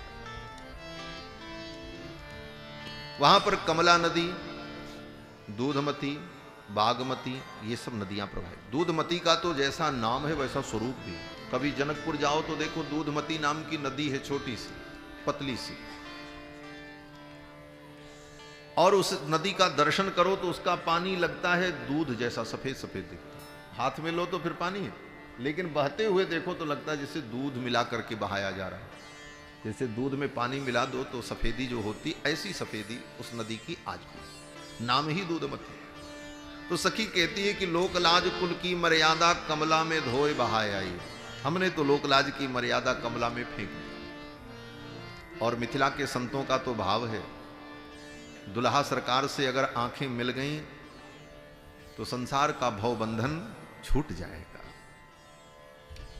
भगवान रघुनंदन जो दुल्हा हैं, उन दुल्हा से अगर नजर जुड़ गई तो फिर संसार का बंधन टूट जाएगा। मिथिला के संतों के पद बड़े अद्भुत अद्भुत। एक संत गाते हैं कि सिय दुल्हे से नजर जब जूटी, सिय दुल्हे से नजर जब जूटी, लोक लाज कुल की मर्यादा ताग तड़ातड़ टूटी।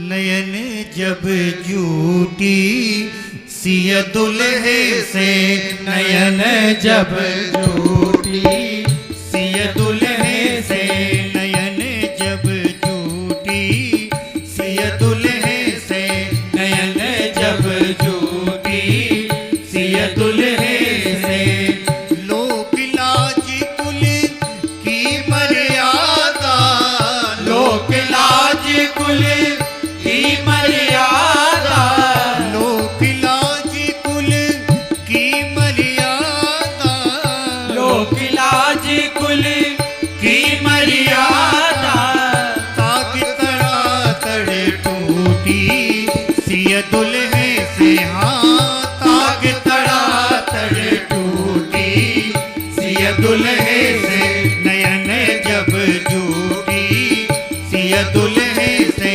नयन जब जूटी सिय दुल्हे से, काल करम भ्रम प्रबल कालिका, काल करम भ्रम प्रबल कालिका, काल करम भ्रम प्रबल कालिका, काल करम भ्रम प्रबल कालिका, छकी छाकत ही छूटी, हाँ छवि छाकत ही छूटी सिय दुल्हे से, नयन जब जूटी सिय दुल्हे से, नयन जब जूटी सिय दुल्हे से, निज निज रुचि अन रूप महासुख, निज निज रुचि अन रूप महासुख, निज निज रुचि अन रूप महासुख, निज निज रुचि अन रूप महासुख, लूटे चतुर बधूटी सिय दुल्हे से, हाँ लूटे चतुर बधूटी सिय दुल्हे से, नयन जब जूटी सिय दुल्हे से, नयन जब जूटी सिय दुल्हे से, मोदी अली के प्राण जीवन धन, मोदी अली के प्राण जीवन धन, मोदी अली के प्राण जीवन धन, मोदी अली के प्राण जीवन धन, मोदी अली के प्राण जीवन धन, मोदी अली के प्राण जीवन धन, श्याम सजीवन बूटी सिय दुल्हे से,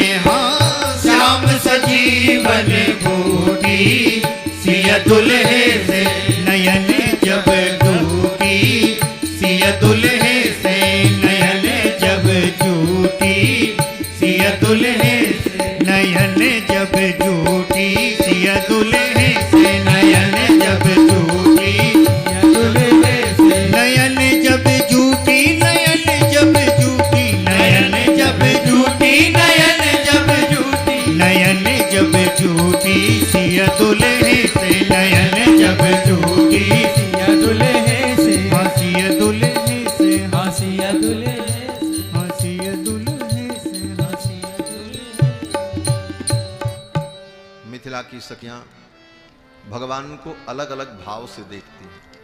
मिथिला की सखियों में और वृंदावन की सखियों में यही अंतर है, और बड़ा गंभीर अंतर है। वृंदावन की जितनी गोप बधूटियां हैं वो भी कृष्ण से प्रेम करती हैं, और मिथिला की सखियां भी प्रेम करती हैं, लेकिन दोनों में सूक्ष्म अंतर है। अंतर क्या है? बोले वृंदावन की जितनी गोपांगनाएं हैं सब कृष्ण को पति रूप में चाहती हैं, और इस कारण से उनमें परस्पर सवतिया डाह होता है। उनको लगता है कहीं कृष्ण चंद्रावली के बस में न हो जाए। चंद्रावली सोचती हैं कि कृष्ण को कहीं विशाखा अपने घर लेकर के न चली जाए। परस्पर एक दूसरे से ईर्ष्या भाव भी पैदा होता है। प्रेम की दशा में वो ईर्ष्या भाव भी एक उत्कृष्ट भाव की कोटि में है, उसकी भी बड़ी बड़ी व्याख्याएं हैं। लेकिन मिथिला की जो सखियां हैं इनमें ईर्ष्या भाव नहीं है किसी के प्रति, क्योंकि मिथिला की कोई सखी भगवान रघुनंदन को पति रूप में नहीं चाहती। वो तो चाहती हैं कि मेरी किशोरी जी के ये पति हो जाए, और बाकी बोले उनके अपने अनुरूप भाव हैं। मोदलता जी ने इसी में कहा पद में कि अपने अपने अनुरूप भाव से चिंतन करती राम जी का। कोई भगवान को अपना जीजा मानती, कोई भगवान को जो है छोटी बहन का जो पति हो वो मानती है। इस प्रकार से कोई अपने को सारी मानती हैं, कोई सरहज मानती हैं, कोई कुछ मानती हैं। कोई न कोई संबंध से अपनी अवस्था और वय के अनुरूप भगवान से संबंध का अनुभव करती है। और भगवान से जीव के सब संबंध हैं। मोहि तोहि नाते अनेक मानिए जो भावे। जो संबंध आपको प्रिय लगे भगवान से मान लो और उस संबंध से चिंतन करो, ठाकुर सबको स्वीकार करो। ये मिथिला का रस बड़ा अद्भुत है। आज तो मैंने कहा था कि विवाह तक चलेंगे, लेकिन बड़ा मुश्किल लग रहा है। और राम जी का विवाह संक्षेप में कराने में फिर तो मजा नहीं आएगा। इसलिए थोड़ी बात और कहेंगे और फिर कुछ विवाह की चर्चा कल भी करेंगे। क्योंकि पंचमी को राम जी का विवाह हुआ, विवाह पंचमी, तो पंचमी नहीं तो कम से कम कथा की पंचमी तो हो ही जाए। 5वां दिन कल है तो कल की पंचमी ही मान लेंगे। तो हुआ ये कि सखियों ने, उस चंचला सखी ने किशोरी जी को जब बताया तो किशोरी जी आई देखने के लिए। लता की ओट से किशोरी जी को सखियों ने भगवान का दर्शन कराया। भगवान ने किशोरी जी का दर्शन किया और भगवान ने लक्ष्मण जी से कहा, तात जनक तनया यह सोई, धनुष यज्ञ जहि कारण होई। ये वही सीता हैं जिनके लिए यह धनुष यज्ञ आयोजित हुआ। एक दूसरे को देखा और परिणाम बोले भगवान के नेत्र जानकी जी को देखकर चकोर बन गए, और भगवान के मुखमंडल को देखकर जानकी जी के जो नेत्र थे वो चकोरी बन गए। परस्पर दो चकोर दो चंदा, दोनों चकोर हैं और दोनों चंद्र हैं। ऐसा प्रेम दुनिया में विलक्षण है। चंद्रमा और चकोर का प्रेम है, लेकिन चंद्रमा चंद्रमा होता है, चकोर चकोर होता है। लेकिन यहां दोनों चंद्रमा हैं और दोनों चकोर हैं। परस्पर दो चकोर दो चंदा। और फिर किशोरी जी भगवान का दर्शन करके फिर गौरी के मंदिर में जाती हैं, और गौरी के मंदिर में जाकर के गौरी को प्रणाम किया। जब प्रणाम किया, स्तुति की, जय जय गिरिवर राज किशोरी, जय महेश मुखचंद चकोरी। जय जय गिरिवर राज किशोरी, जय जय गिरिवर राज किशोरी, जय महेश मुखचंद चकोरी, जय महेश मुखचंद चकोरी। जय गज बदन सड़ानन माता, जय गज बदन सड़ानन माता, जगत जननी दामिनी दुति गाता, जगत जननी दामिनी दुति गाता। नहीं तव आदि मध्य अवसाना, नहीं तब आदि मध्य अवसाना, अमित प्रभाव वेद नहीं जाना, अमित प्रभाव वेद नहीं जाना। भव भव विभव पराभव कारिणी, भव भव विभव पराभव कारिणी, विश्व विमोहनी स्ववश विहारिणी, विश्व विमोहनी स्ववश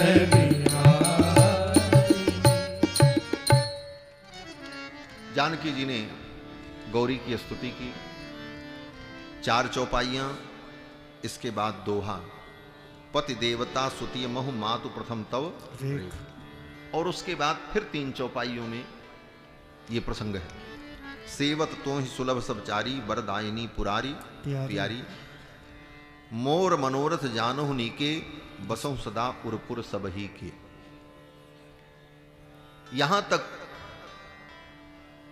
जानकी जी ने जो गौरी की स्तुति की है, ये 7 चौपाइयां किसी महापुरुष के मुख से मैंने सुना है कि ये 7 चौपाइयां दुर्गा सप्तशती का मूल है।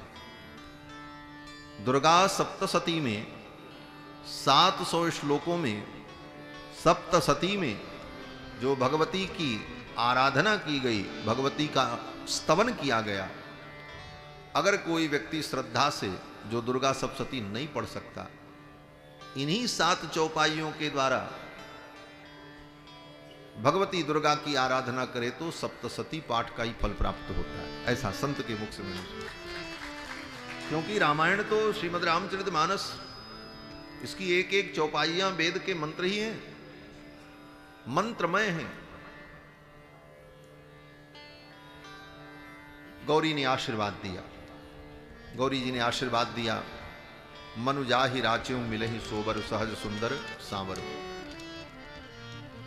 मन में तुमने जो सोचा है वो तुम्हें मिलेगा। गौरी ने आशीर्वाद दिया जानकी जी।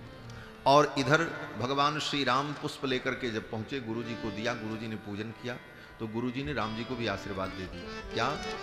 सुफल मनोरथ हो तुम्हारे मनोरथ पूर्ण हो। जानकी जी को गौरी ने आशीर्वाद दिया और राम जी को विश्वामित्र जी ने आशीर्वाद दिया। सुफल मनोरथ हो तुम्हारे, राम लखन सुनि भये सुखारे। और इसके बाद पूजन करके गुरुदेव भगवान विश्वामित्र जी राम लक्ष्मण को लेकर के जनक जी के दरबार में पहुंचते हैं। और जनक जी के दरबार में सारी तैयारी थी। विश्वामित्र जी के लिए अलग दिव्य आसन लगा था, बड़े बड़े राजा आए थे। आज स्वयंवर सभा थी। सब मंचन ते मंच एक सुंदर विशद विशाल। सब मंचों से अलग एक विशिष्ट मंच विश्वामित्र जी के लिए बना था।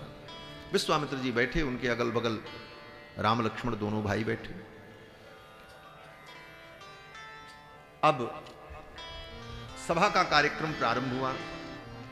श्री जानकी जी स्वयंवर सभा में बरमाला लेकर के अपने सखियों के सहित आईं। रंग भूमि जब सिय पग उधारी, देख रूप मोहे नर नारी। श्री जानकी जी जब बरमाला लेकर स्वयंवर सभा में आई तो उनके इस रूप को देखकर जितने नर नारी थे सब मोहित हो गए। हरस सुरन दुंदुभी बजाई, देवताओं ने दुंदुभी बजाई और पुष्प की वर्षा। जानकी जी स्वयंवर सभा में आई और अब स्वयंवर का कार्य प्रारंभ हुआ। संकेत पाकर के सेवक ने, बंदी ने उठ करके उद्घोषणा की। बंदी ने उद्घोषणा की कि बोले बंदी बचन बर सुनहु सकल महिपाल, पन विदेह कर कहीं हम भुजा उठाई विशाल।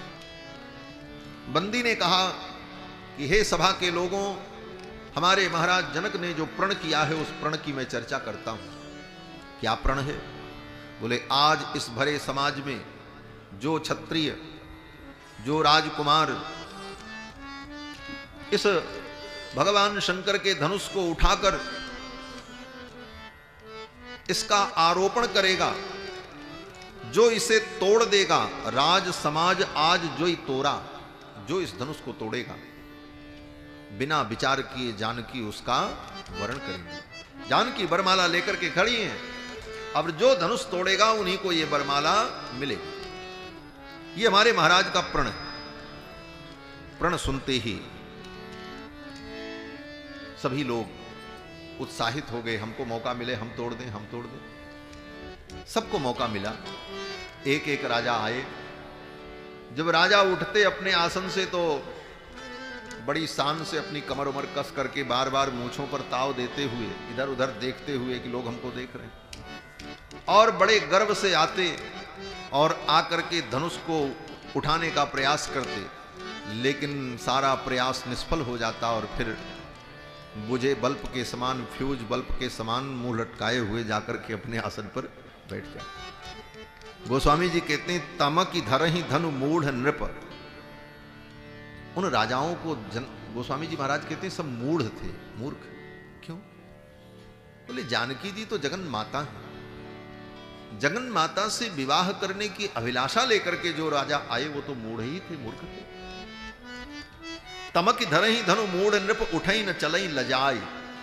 और जब धनुष न उठे तो लज्जित होकर के चले जाते। किस प्रकार? बोले मनहु पाई भट बाहुबल अधिक अधिक गरुआए। और वो धनुष उठता क्यों नहीं था? बोले वो जितने राजा आते थे वो धनुष को उठाने चले तो उनकी सारी शक्ति को धनुष खींच लेता था, जैसे उसमें सकिंग मशीन लगी हो, हाँ सब सोख ले उनकी सारी शक्ति। मनहु पाई भट बाहुबल अधिक अधिक गरुआए। और एक राजा आए तो उस राजा की सारी शक्ति और अभिमान को खींच लिया, दूसरे आए तो वो भी ऐसे ही, तीसरे भी। एक दो राजा नहीं, भूप सहस 10 एक ही 12, 10,000 राजा आए, सब मिलकर के उठाने लगे, फिर भी धनुष नहीं उठा। बड़ा उपहास हुआ उन राजाओं का। अंत में जनक जी महाराज को लगा कि ये धनुष तो कोई नहीं उठा पाएगा। जनक जी को बड़ा दुख हुआ कि अगर मुझे ये मालूम होता तो मैं ऐसी प्रतिज्ञा न करता, अब तो मेरी बेटी का ब्याह कैसे होगा। बड़े बड़े राजा इस धनुष को तिल भर उठा नहीं सके। अंत में दुखी होकर के जनक जी ने कहा अब बस बंद करो ये कार्यक्रम। क्यों? बोले तजहु आस निज निज गृह जाओ अपने अपने घर आप लोग। लिखान विधि वैदेहि विवाहु, मेरी बेटी का विवाह विधाता ने नहीं लिखा। अगर हम जानते कि ये पृथ्वी वीरों से हीन हो गई तो मैं ऐसी प्रतिज्ञा न करता। आज मुझे पता चल गया कि ये पृथ्वी वीरों से खाली हो गई, अब इस पृथ्वी पर वीर नहीं बचे।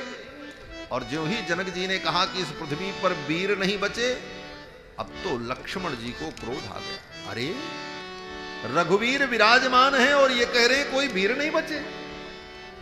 जिस सभा में रघुवीर बैठे हों, और रघुवीर कैसे वीर हैं?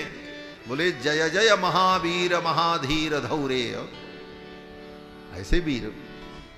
और जनक जी ने कह दिया कि वीर विहीन मही मैं जानी। लक्ष्मण जी को रोष आ गया और लक्ष्मण जी उठ करके खड़े हो गए और कहा जनक जी बस अब आगे आप नहीं बोलेंगे। कही जनक जस अनुचित बानी, कही जनक जस अनुचित बानी, विद्यमान रघुकुल मन जानी, विद्यमान रघुकुल मन जानी। सुनो भान कुल पंकज भानु, सुनो भान कुल पंकज भानु, कहूँ स्वभाव न कछु अभिमानु, कहूँ स्वभाव न कछु अभिमानु। जो तुम्हारे अनुशासन पावो, जो तुम्हारे अनुशासन पावो, कंदुक एवं ब्रह्मांड उठावो, कंदुक एवं ब्रह्मांड उठावो। काचे घट जिमिदारो फोरी, काचे घट जिमिदारो फोरी, सको मेल मूलक तिम जोरी, सको मेर मूलक जिम तोरी। तब प्रताप महिमा भगवाना, तब प्रताप महिमा भगवाना। को बाप रो पिनाक पुराना, को बाप रो पिनाक पुराना। नाथ जान आयस वस हो, नाथ जान आस हो, कौतुक करो बिलो क्यों सो, कौतुक करो बिलो क्यों सो। कमल नाल जिम चाप चढ़ावो, कमल नाल जिम चाप चढ़ावो। जो जन सत प्रमाण ले धावो, जो जन सत प्रमाण ले धावो। तोरो दंडक दंड जिमी तब प्रताप बलनाथ, तोरो दंडक दंड जिमी तब प्रताप बलनाथ। जो न करो प्रभु पद शपथ कर न धरो धनुबात, जो न करो प्रभु पद शपथ कर न धरो धनुबात। लखन सकोप बचन जे बोले, लखन सकोप बचन जे बोले, डगमगाही दिग्गज मही डोले, डगमगाई दिग्गज मई डोले। सकल लोग सब भूप डराने, सकल लोग सब भूप डिराने। सियहि हर्ष जनक सकुचाने, सियहि हर्ष जनक सकुचाने, सियहि हर्ष जनक सकुचाने, सियहि हर्ष जनक सकुचाने। सियहि हर्ष जनक सकुचाने। लक्ष्मण जी रोष में उठ करके कहने लगे महाराज बस आपने ऐसी अनुचित बात कह दी। विद्यमान रघुकुल मन जानी, रघुकुल के मणि यहां विद्यमान है और आपने कहा पृथ्वी वीरों से खाली है। अरे ये धनुष क्या है? प्रभु की आज्ञा मिल जाए। लक्ष्मण जी कहते हैं ये मेरा अभिमान नहीं है, मैं अपना स्वभाव कह रहा हूं। कहूं स्वभाव न कछु अभिमानु, ये अभिमान नहीं है, ये मेरा स्वभाव है। प्रभु की आज्ञा मिल जाए। ये धनुष क्या? ये धनुष जिस पृथ्वी पर है, वो पृथ्वी जिस ब्रह्मांड में है, इस पूरे ब्रह्मांड को मैं उठा लूं। ये धनुष क्या है? कच्चे घड़े के समान ब्रह्मांड को ऐसे दबाऊं और पट्ट से फूट जाए, ब्रह्मांड को तोड़ डालूं। ये धनुष क्या है? तोरो छत्रक दंड जिमी, जैसे छत्रक होता है छत्रक माने मशरूम, मशरूम की सब्जी लोग खाते हैं, उसको संस्कृत में छत्रक कहते हैं, छत्राक कहते हैं, और गांव की भाषा में हमारे यहाँ उसको कुकुरमुत्ता कहते हैं। तो गंदी जगह पे जमता है, उसकी सब्जी लोग खाते हैं, छत्राक की, मशरूम की। नहीं खाना चाहिए, महापाप है, बड़ी कीमती सब्जी समझते हैं। लेकिन छत्राक खाना, बोले मुर्गा का मांस खाना, सुअर का मांस खाना और छत्राक खाना एक बराबर है। मशरूम की सब्जी और मुर्गा बराबर। मुर्गा खाने का जो पाप, सुअर का मांस खाने का जो पाप, वही पाप छत्राक खाने से होता, मशरूम खाने से होता। इसलिए भगवत भक्त को, वैष्णव को, धर्मात्मा को इन चीजों से बहुत दूर रहे। वो छत्राक जो होता है बड़ा हल्का होता है, उसमें वेट कम होता है। गांव में खेतों में जहां तहां वो जम जाता है अपने आप। तो बच्चे जब खेलने जाते हैं तो बच्चे क्या करते हैं, बोले उसको उखाड़ लेते हैं, कहते हैं हमारा छाता, उसी को छाता लगा के खेलते हैं। तो उस छत्राक को तोड़ने में कोई श्रम नहीं होता, परिश्रम नहीं होता, बच्चे सहज तोड़ लेते हैं। तो लक्ष्मण जी कहते हैं तोरौ छत्रक दंड जिमि तब प्रताप बल नाथ। छत्रक के समान इस धनुष को मैं उठा करके खट्ट से तोड़। इस प्रकार जब लक्ष्मण जी ने कहा, पृथ्वी कांप गई। लखन सकोप बचन जे बोले, डगमगानी मही दिग्गज डोले डोले। पूरी पृथ्वी कांप गई। क्यों? बोले बोलते समय लक्ष्मण जी कांप रहे थे, और लक्ष्मण जी के सिर पर ही तो पूरा ब्रह्मांड है। ये कौन है? बोले शेष है। आदौ जगदाधार शेष, सारे जगत के आधार हैं। इन्हीं के मस्तक पर ब्रह्मांड टिका, और शेष जी ऐसे ऐसे करें तो फिर ब्रह्मांड भी डगमग होगा। शेष के मस्तक पर ही तो ब्रह्मांड। तो लक्ष्मण जी जब बोल रहे थे तो कभी इधर देखें कभी उधर देखें, तो मानो पूरा ब्रह्मांड भी उनके साथ हिलने लगा। डगमगानी मही दिग्गज डोले। भगवान श्री रघुनंदन ने इशारा किया, लक्ष्मण जी बैठ गए। तब अवसर पाकर के विश्वामित्र जी ने कहा, उठहु राम भंजौ भव चापा, मेटहु जनक हृदय परिताप। मेटहु तात जनक परितापा। जनक जी के ताप को, इनके हृदय के दुख को दूर करो और उठ करके धनुर्भंग करो। विश्वामित्र जी की आज्ञा में। बोले यही काम विश्वामित्र जी पहले कर देते, सबसे पहले राम जी को ही नंबर लगा देते। बोले जाओ राम, पहले तुम आजमाइश कर लो। बाकी किसी राजा को मौका न मिलता, पहले राम जी जाते और धनुष तोड़ देते। तो न इतना बवंडर होता, न जनक जी ऐसा कहते, न लक्ष्मण जी को रोष आता। जो काम विश्वामित्र जी ने बाद में किया वो पहले कर देते। पहले कह देते राम पहले तुम ही चले जाओ धनुष तोड़ने, और राम जी तोड़ देते, कहीं कोई झंझट न होती। तो कहते नहीं, विश्वामित्र जी तो जान रहे थे कि धनुष तो राम जी ही तोड़ेंगे, लेकिन राम जी पहले ही जाकर के अगर धनुष तोड़ देंगे तो राम जी के बल और प्रताप को दुनिया समझ नहीं पाएगी। लोग यही कहेंगे हम भी तोड़ सकते थे, हमको तो मौका ही नहीं मिला। ये धनुष तो ऐसे ही पुराना कमजोर था, राम जी ने तोड़ दिया। एक बालक ने जब तोड़ दिया तो हम भी तोड़ सकते थे। तो सब अपनी डींग मारते कि हाँ हम भी तोड़ सकते थे। तो राम जी के बल को कोई जान न पाता। जैसे जंगल में मोर नाचा, बोले किसने देखा? राम जी में इतना बल है, किसी ने देखा ही नहीं, तो फिर कैसे माने? इसलिए विश्वामित्र जी ने सोचा कि पहले सब लोग अपनी बल आजमाइश कर लें, सबकी जोर आजमाइश हो जाए। जब कोई नहीं तोड़ पाएगा तब राम जी जब तोड़ेंगे तो अपने आप सारी दुनिया को पता चल जाएगा कि मेरे रघुनंदन कितने बलशाली हैं।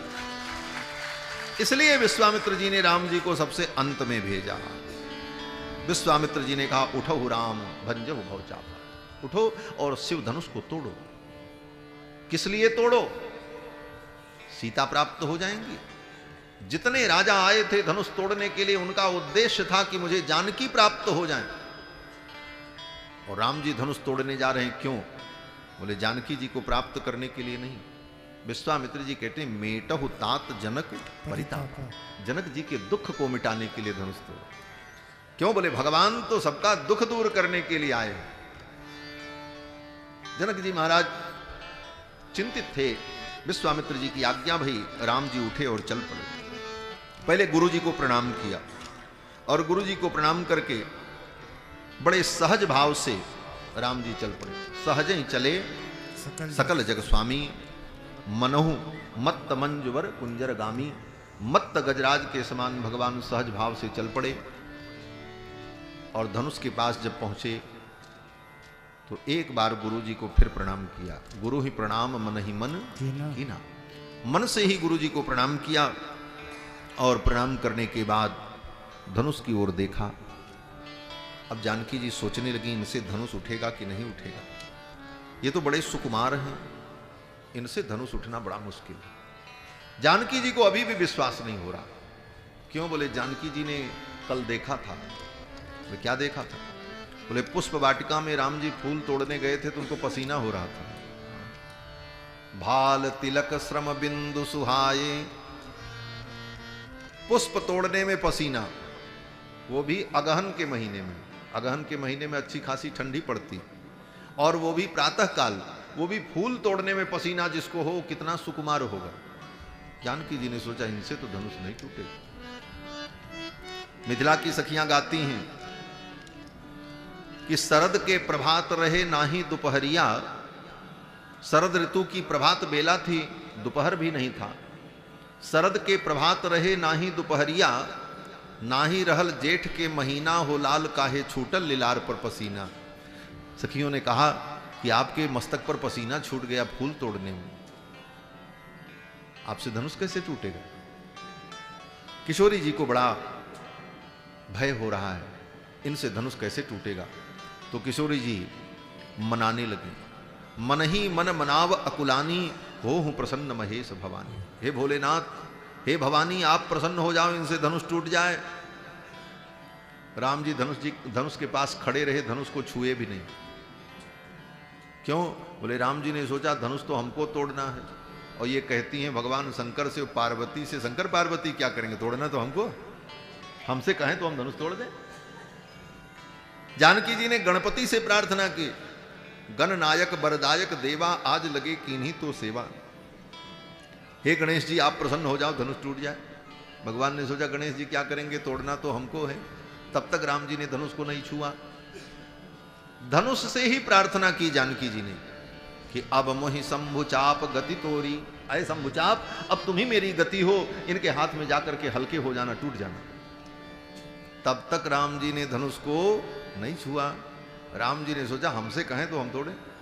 देखो भगवान को जानकी जी चाहती हैं और जानकी जी को भगवान मिलेंगे, लेकिन कब? बोले जब जानकी जी भगवान से ही प्रार्थना करेंगी तब। भगवान किसी की कृपा से नहीं मिलते, भगवान स्वयं की कृपा से मिलते। ये सोचो कि अमुक व्यक्ति कृपा करेंगे तो भगवान मिलेंगे, बोले भगवान किसी साधन से नहीं मिलते। वेदों ने कहा है नायमात्मा प्रवचनेन लभ्यो न मेधया न बहुना श्रुतेन यमे वैश बणुते तेन लभ्य। वो परमात्मा न प्रवचन से मिलता है, न बुद्धि से मिलता है, न ज्ञान से मिलता है, न किसी की कृपा से मिलता है। बोले तब? बोले यमे वैश बृणुते, वो स्वयं जब तुम्हारा वर्ण करेगा तब तुम उसे प्राप्त कर पाओगे। भगवान ही हमारा वर्ण करें तो हम भगवान को प्राप्त हो सकें, और इसके लिए हमें भगवान से ही प्रार्थना करनी होगी, हे प्रभु आप मेरे ऊपर कृपा करो और मुझे स्वीकार करो। तब भगवान स्वयं हमारा वर्ण करेंगे। ये लीला है। जानकी जी ने भगवान का वर्ण नहीं किया।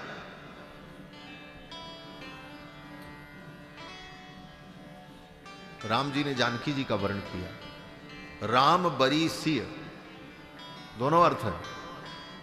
सीता जी ने राम जी का वर्ण किया, यह अर्थ भी हो सकता है और किया जाता है, लेकिन वेद से अगर इस चौपाई के अर्थ का संगठन किया जाए, मिलाया जाए, तो अर्थ यही होगा राम बरी सिय।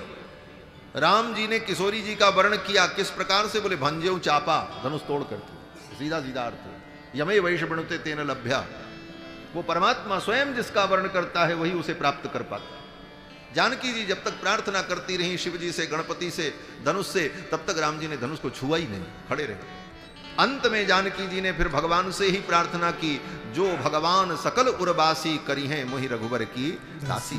जो सबके हृदय में विराजमान हैं वे भगवान मुझे अपने चरणों की दासी बना लेंगे। भगवान से जब प्रार्थना की, प्रभु तन चितय प्रेम पन ठाना, और कृपा निधान राम सब जाना। राम जी सब जान गए और तब राम जी ने विलंब नहीं किया। राम जी ने देखा अब विलंब करना ठीक नहीं है और राम जी ने धनुष को उठाया। राम जी ने हाथ आगे बढ़ाया और देख रहे हैं किशोरी जी को। सामने किशोरी जी बरमाला लेकर के खड़ी, उनके मनोहर मुखमंडल को देखकर, उनके भाव को समझकर भगवान धनुष उठाने के लिए हाथ आगे बढ़ाते हैं। भाव क्या है?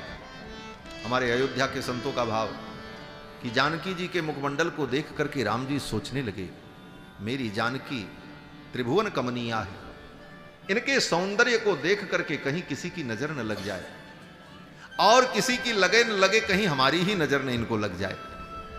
तो नजर से बचाने के लिए क्या करना पड़ता? बोले नजर उतारनी पड़ती। और नजर उतारने के तरीके कितने होते हैं? बोले माताएं खुद जानती। हाँ, नजर उतारने का तरीका, बोले राई नोन उबारना, राई नोन उबार करके आग में डाल देना, नया कपड़ा लेकर के नए कपड़े को सिर पर घुमा करके उसे फाड़ करके फेंक देना, नजर उतारना। और अगर ऐसा न हो तो एक उपाय और होता। बोले क्या? बोले कोई तृण लेकर, कोई घास लेकर के, और उस तृण को लेकर के उसके मुखमंडल पर घुमा करके तृण को तोड़ करके ऐसे फेंक देना, यह भी नजर उतारने की विधि है। निरखत जननी तृण तोरे। कौशल्या जी जब राम जी का मुखमंडल देखती हैं तो कौशल्या जी डरती हैं कहीं मेरी नजर न लग जाए। तो मां कौशल्या क्या करती हैं? बोले कोई तृण उठा करके और राम जी के मुख पर घुमा करके तोड़ करके फेंक देती हैं और बलैया लेती। भगवान को ये घटना याद थी। भगवान ने सोचा मेरी मैया भी मेरा नजर उतारती थी तो तृण लेकर के, तृण तोड़ करके नजर उतार देती। आज तो मैं राई नोन भी लेकर के नहीं आया, मैं क्या करूं? तो जानकी जी का मुखमंडल देखते हुए राम जी ने हाथ नीचे बढ़ाया कि कोई तृण मिल जाए तो वही तृण उठाऊं और उसे तोड़ करके जानकी जी की नजर उतार दूं। और तृण उठाने के लिए राम जी ने हाथ बढ़ाया तो राम जी के हाथ में वो धनुष वही आ गया। महाराज वो तृण के समान उस धनुष को राम जी ने उठाया और जानकी जी के मुखमंडल पर ऐसे घुमाया। महाराज सिय मुख डीठ लगेन राम ने धनु तृण तोड़े, तोड़ करके धनुष के दो टुकड़े कर दिए।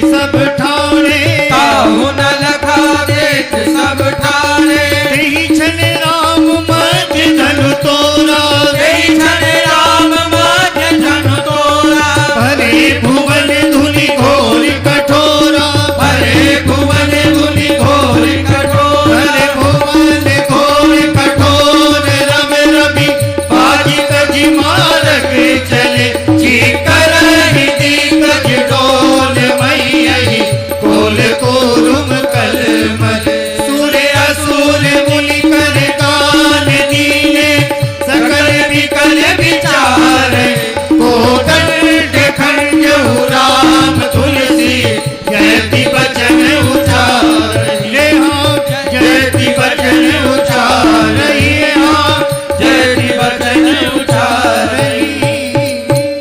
राम जी ने धनुष को उठाया। कब उठाया, कब घुमाया किसी ने देखा ही नहीं, धनुष टूट गया। जब टूटा तो जितने लोग थे उस धनुष के टूटने की ध्वनि से धड़ाम धड़ाम गिर पड़े। निपेतुश्च नराः सर्वे तेन शब्देन मोहिताः। धनुष के टूटने से जो टंकार हुई, जो जहां था वहीं उलट गया। महाराज गोस्वामी तुलसीदास जी कहते हैं कि रावण अपनी लंका में बैठा था, वो सिंहासन से नीचे गिरा, सिंहासन उसकी खोपड़ी पे।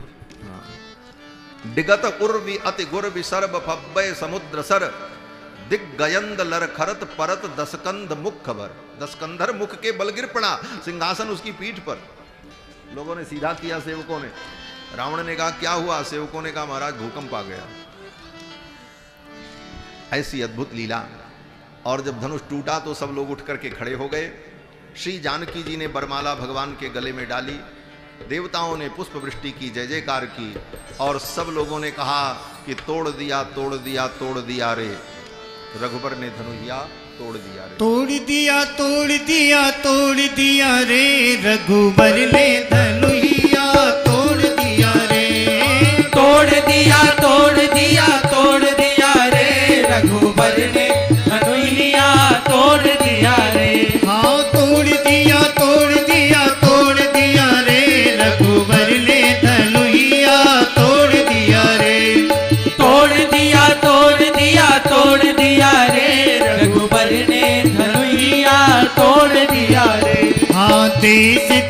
के राजा सब आए, देश देश के राजा सब आए, हर देश देश के राजा सब आए, देश देश के राजा सब आए। उन सब के मान को मरोड़ दिया रे, रघुबर ने धनुहिया तोड़ दिया रे। हाँ, उन सब के मान को मरोड़ दिया रे, रघुबर ने धनुहिया तोड़ दिया रे। हाँ, तोड़ दिया तोड़ दिया तोड़ दिया रे, रघुबर ने धनुहिया तोड़ दिया रे।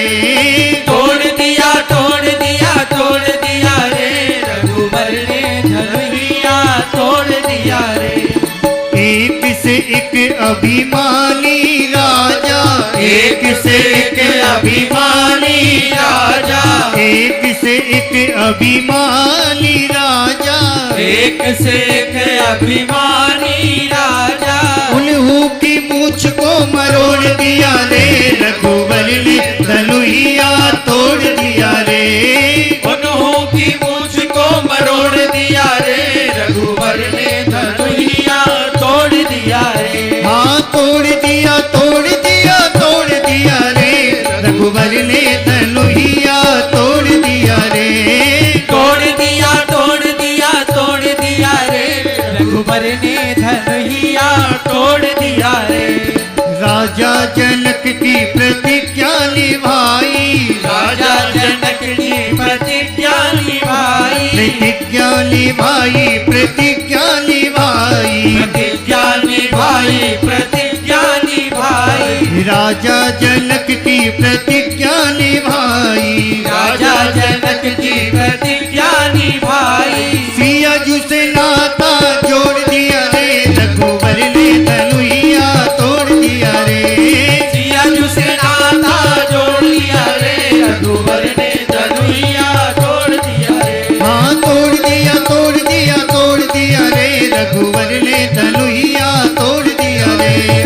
तोड़ दिया तोड़ दिया तोड़ दिया रे, रघुवर ने धनुहिया तोड़ दिया रे, रघुवर ने धनुहिया तोड़ दिया रे। रघुबर ने धनुहिया तोड़ दिया रे, रघुवर ने धनुहिया तोड़ दिया रे। रघुबर ने धनुहिया तोड़ दिया रे, रघुवर ने धनुहिया तोड़ दिया रे, रघुबर ने धनुहिया तोड़ दिया रे। बोलो श्री सीतारामचंद्र भगवान की जय। धनुष टूटा और फिर श्री जानकी जी ने भगवान के गले में बरमाला डाली। गावहीं छवि अवलोकी सहेली, सिय जयमाल राम उर मिली। जानकी जी ने भगवान को जयमाला पहनाई और धनुष टूटा तो समझो ब्याह हो गया। टूटत ही धनु भयहु विवाहु, धनुष टूटना ही तो भगवान का विवाह था। और फिर आगे विवाह की जो लीला है, आगे क्या क्या हुआ उसका वर्णन कल के प्रसंग में हम लोग श्रवण करेंगे। आज बस इतना ही।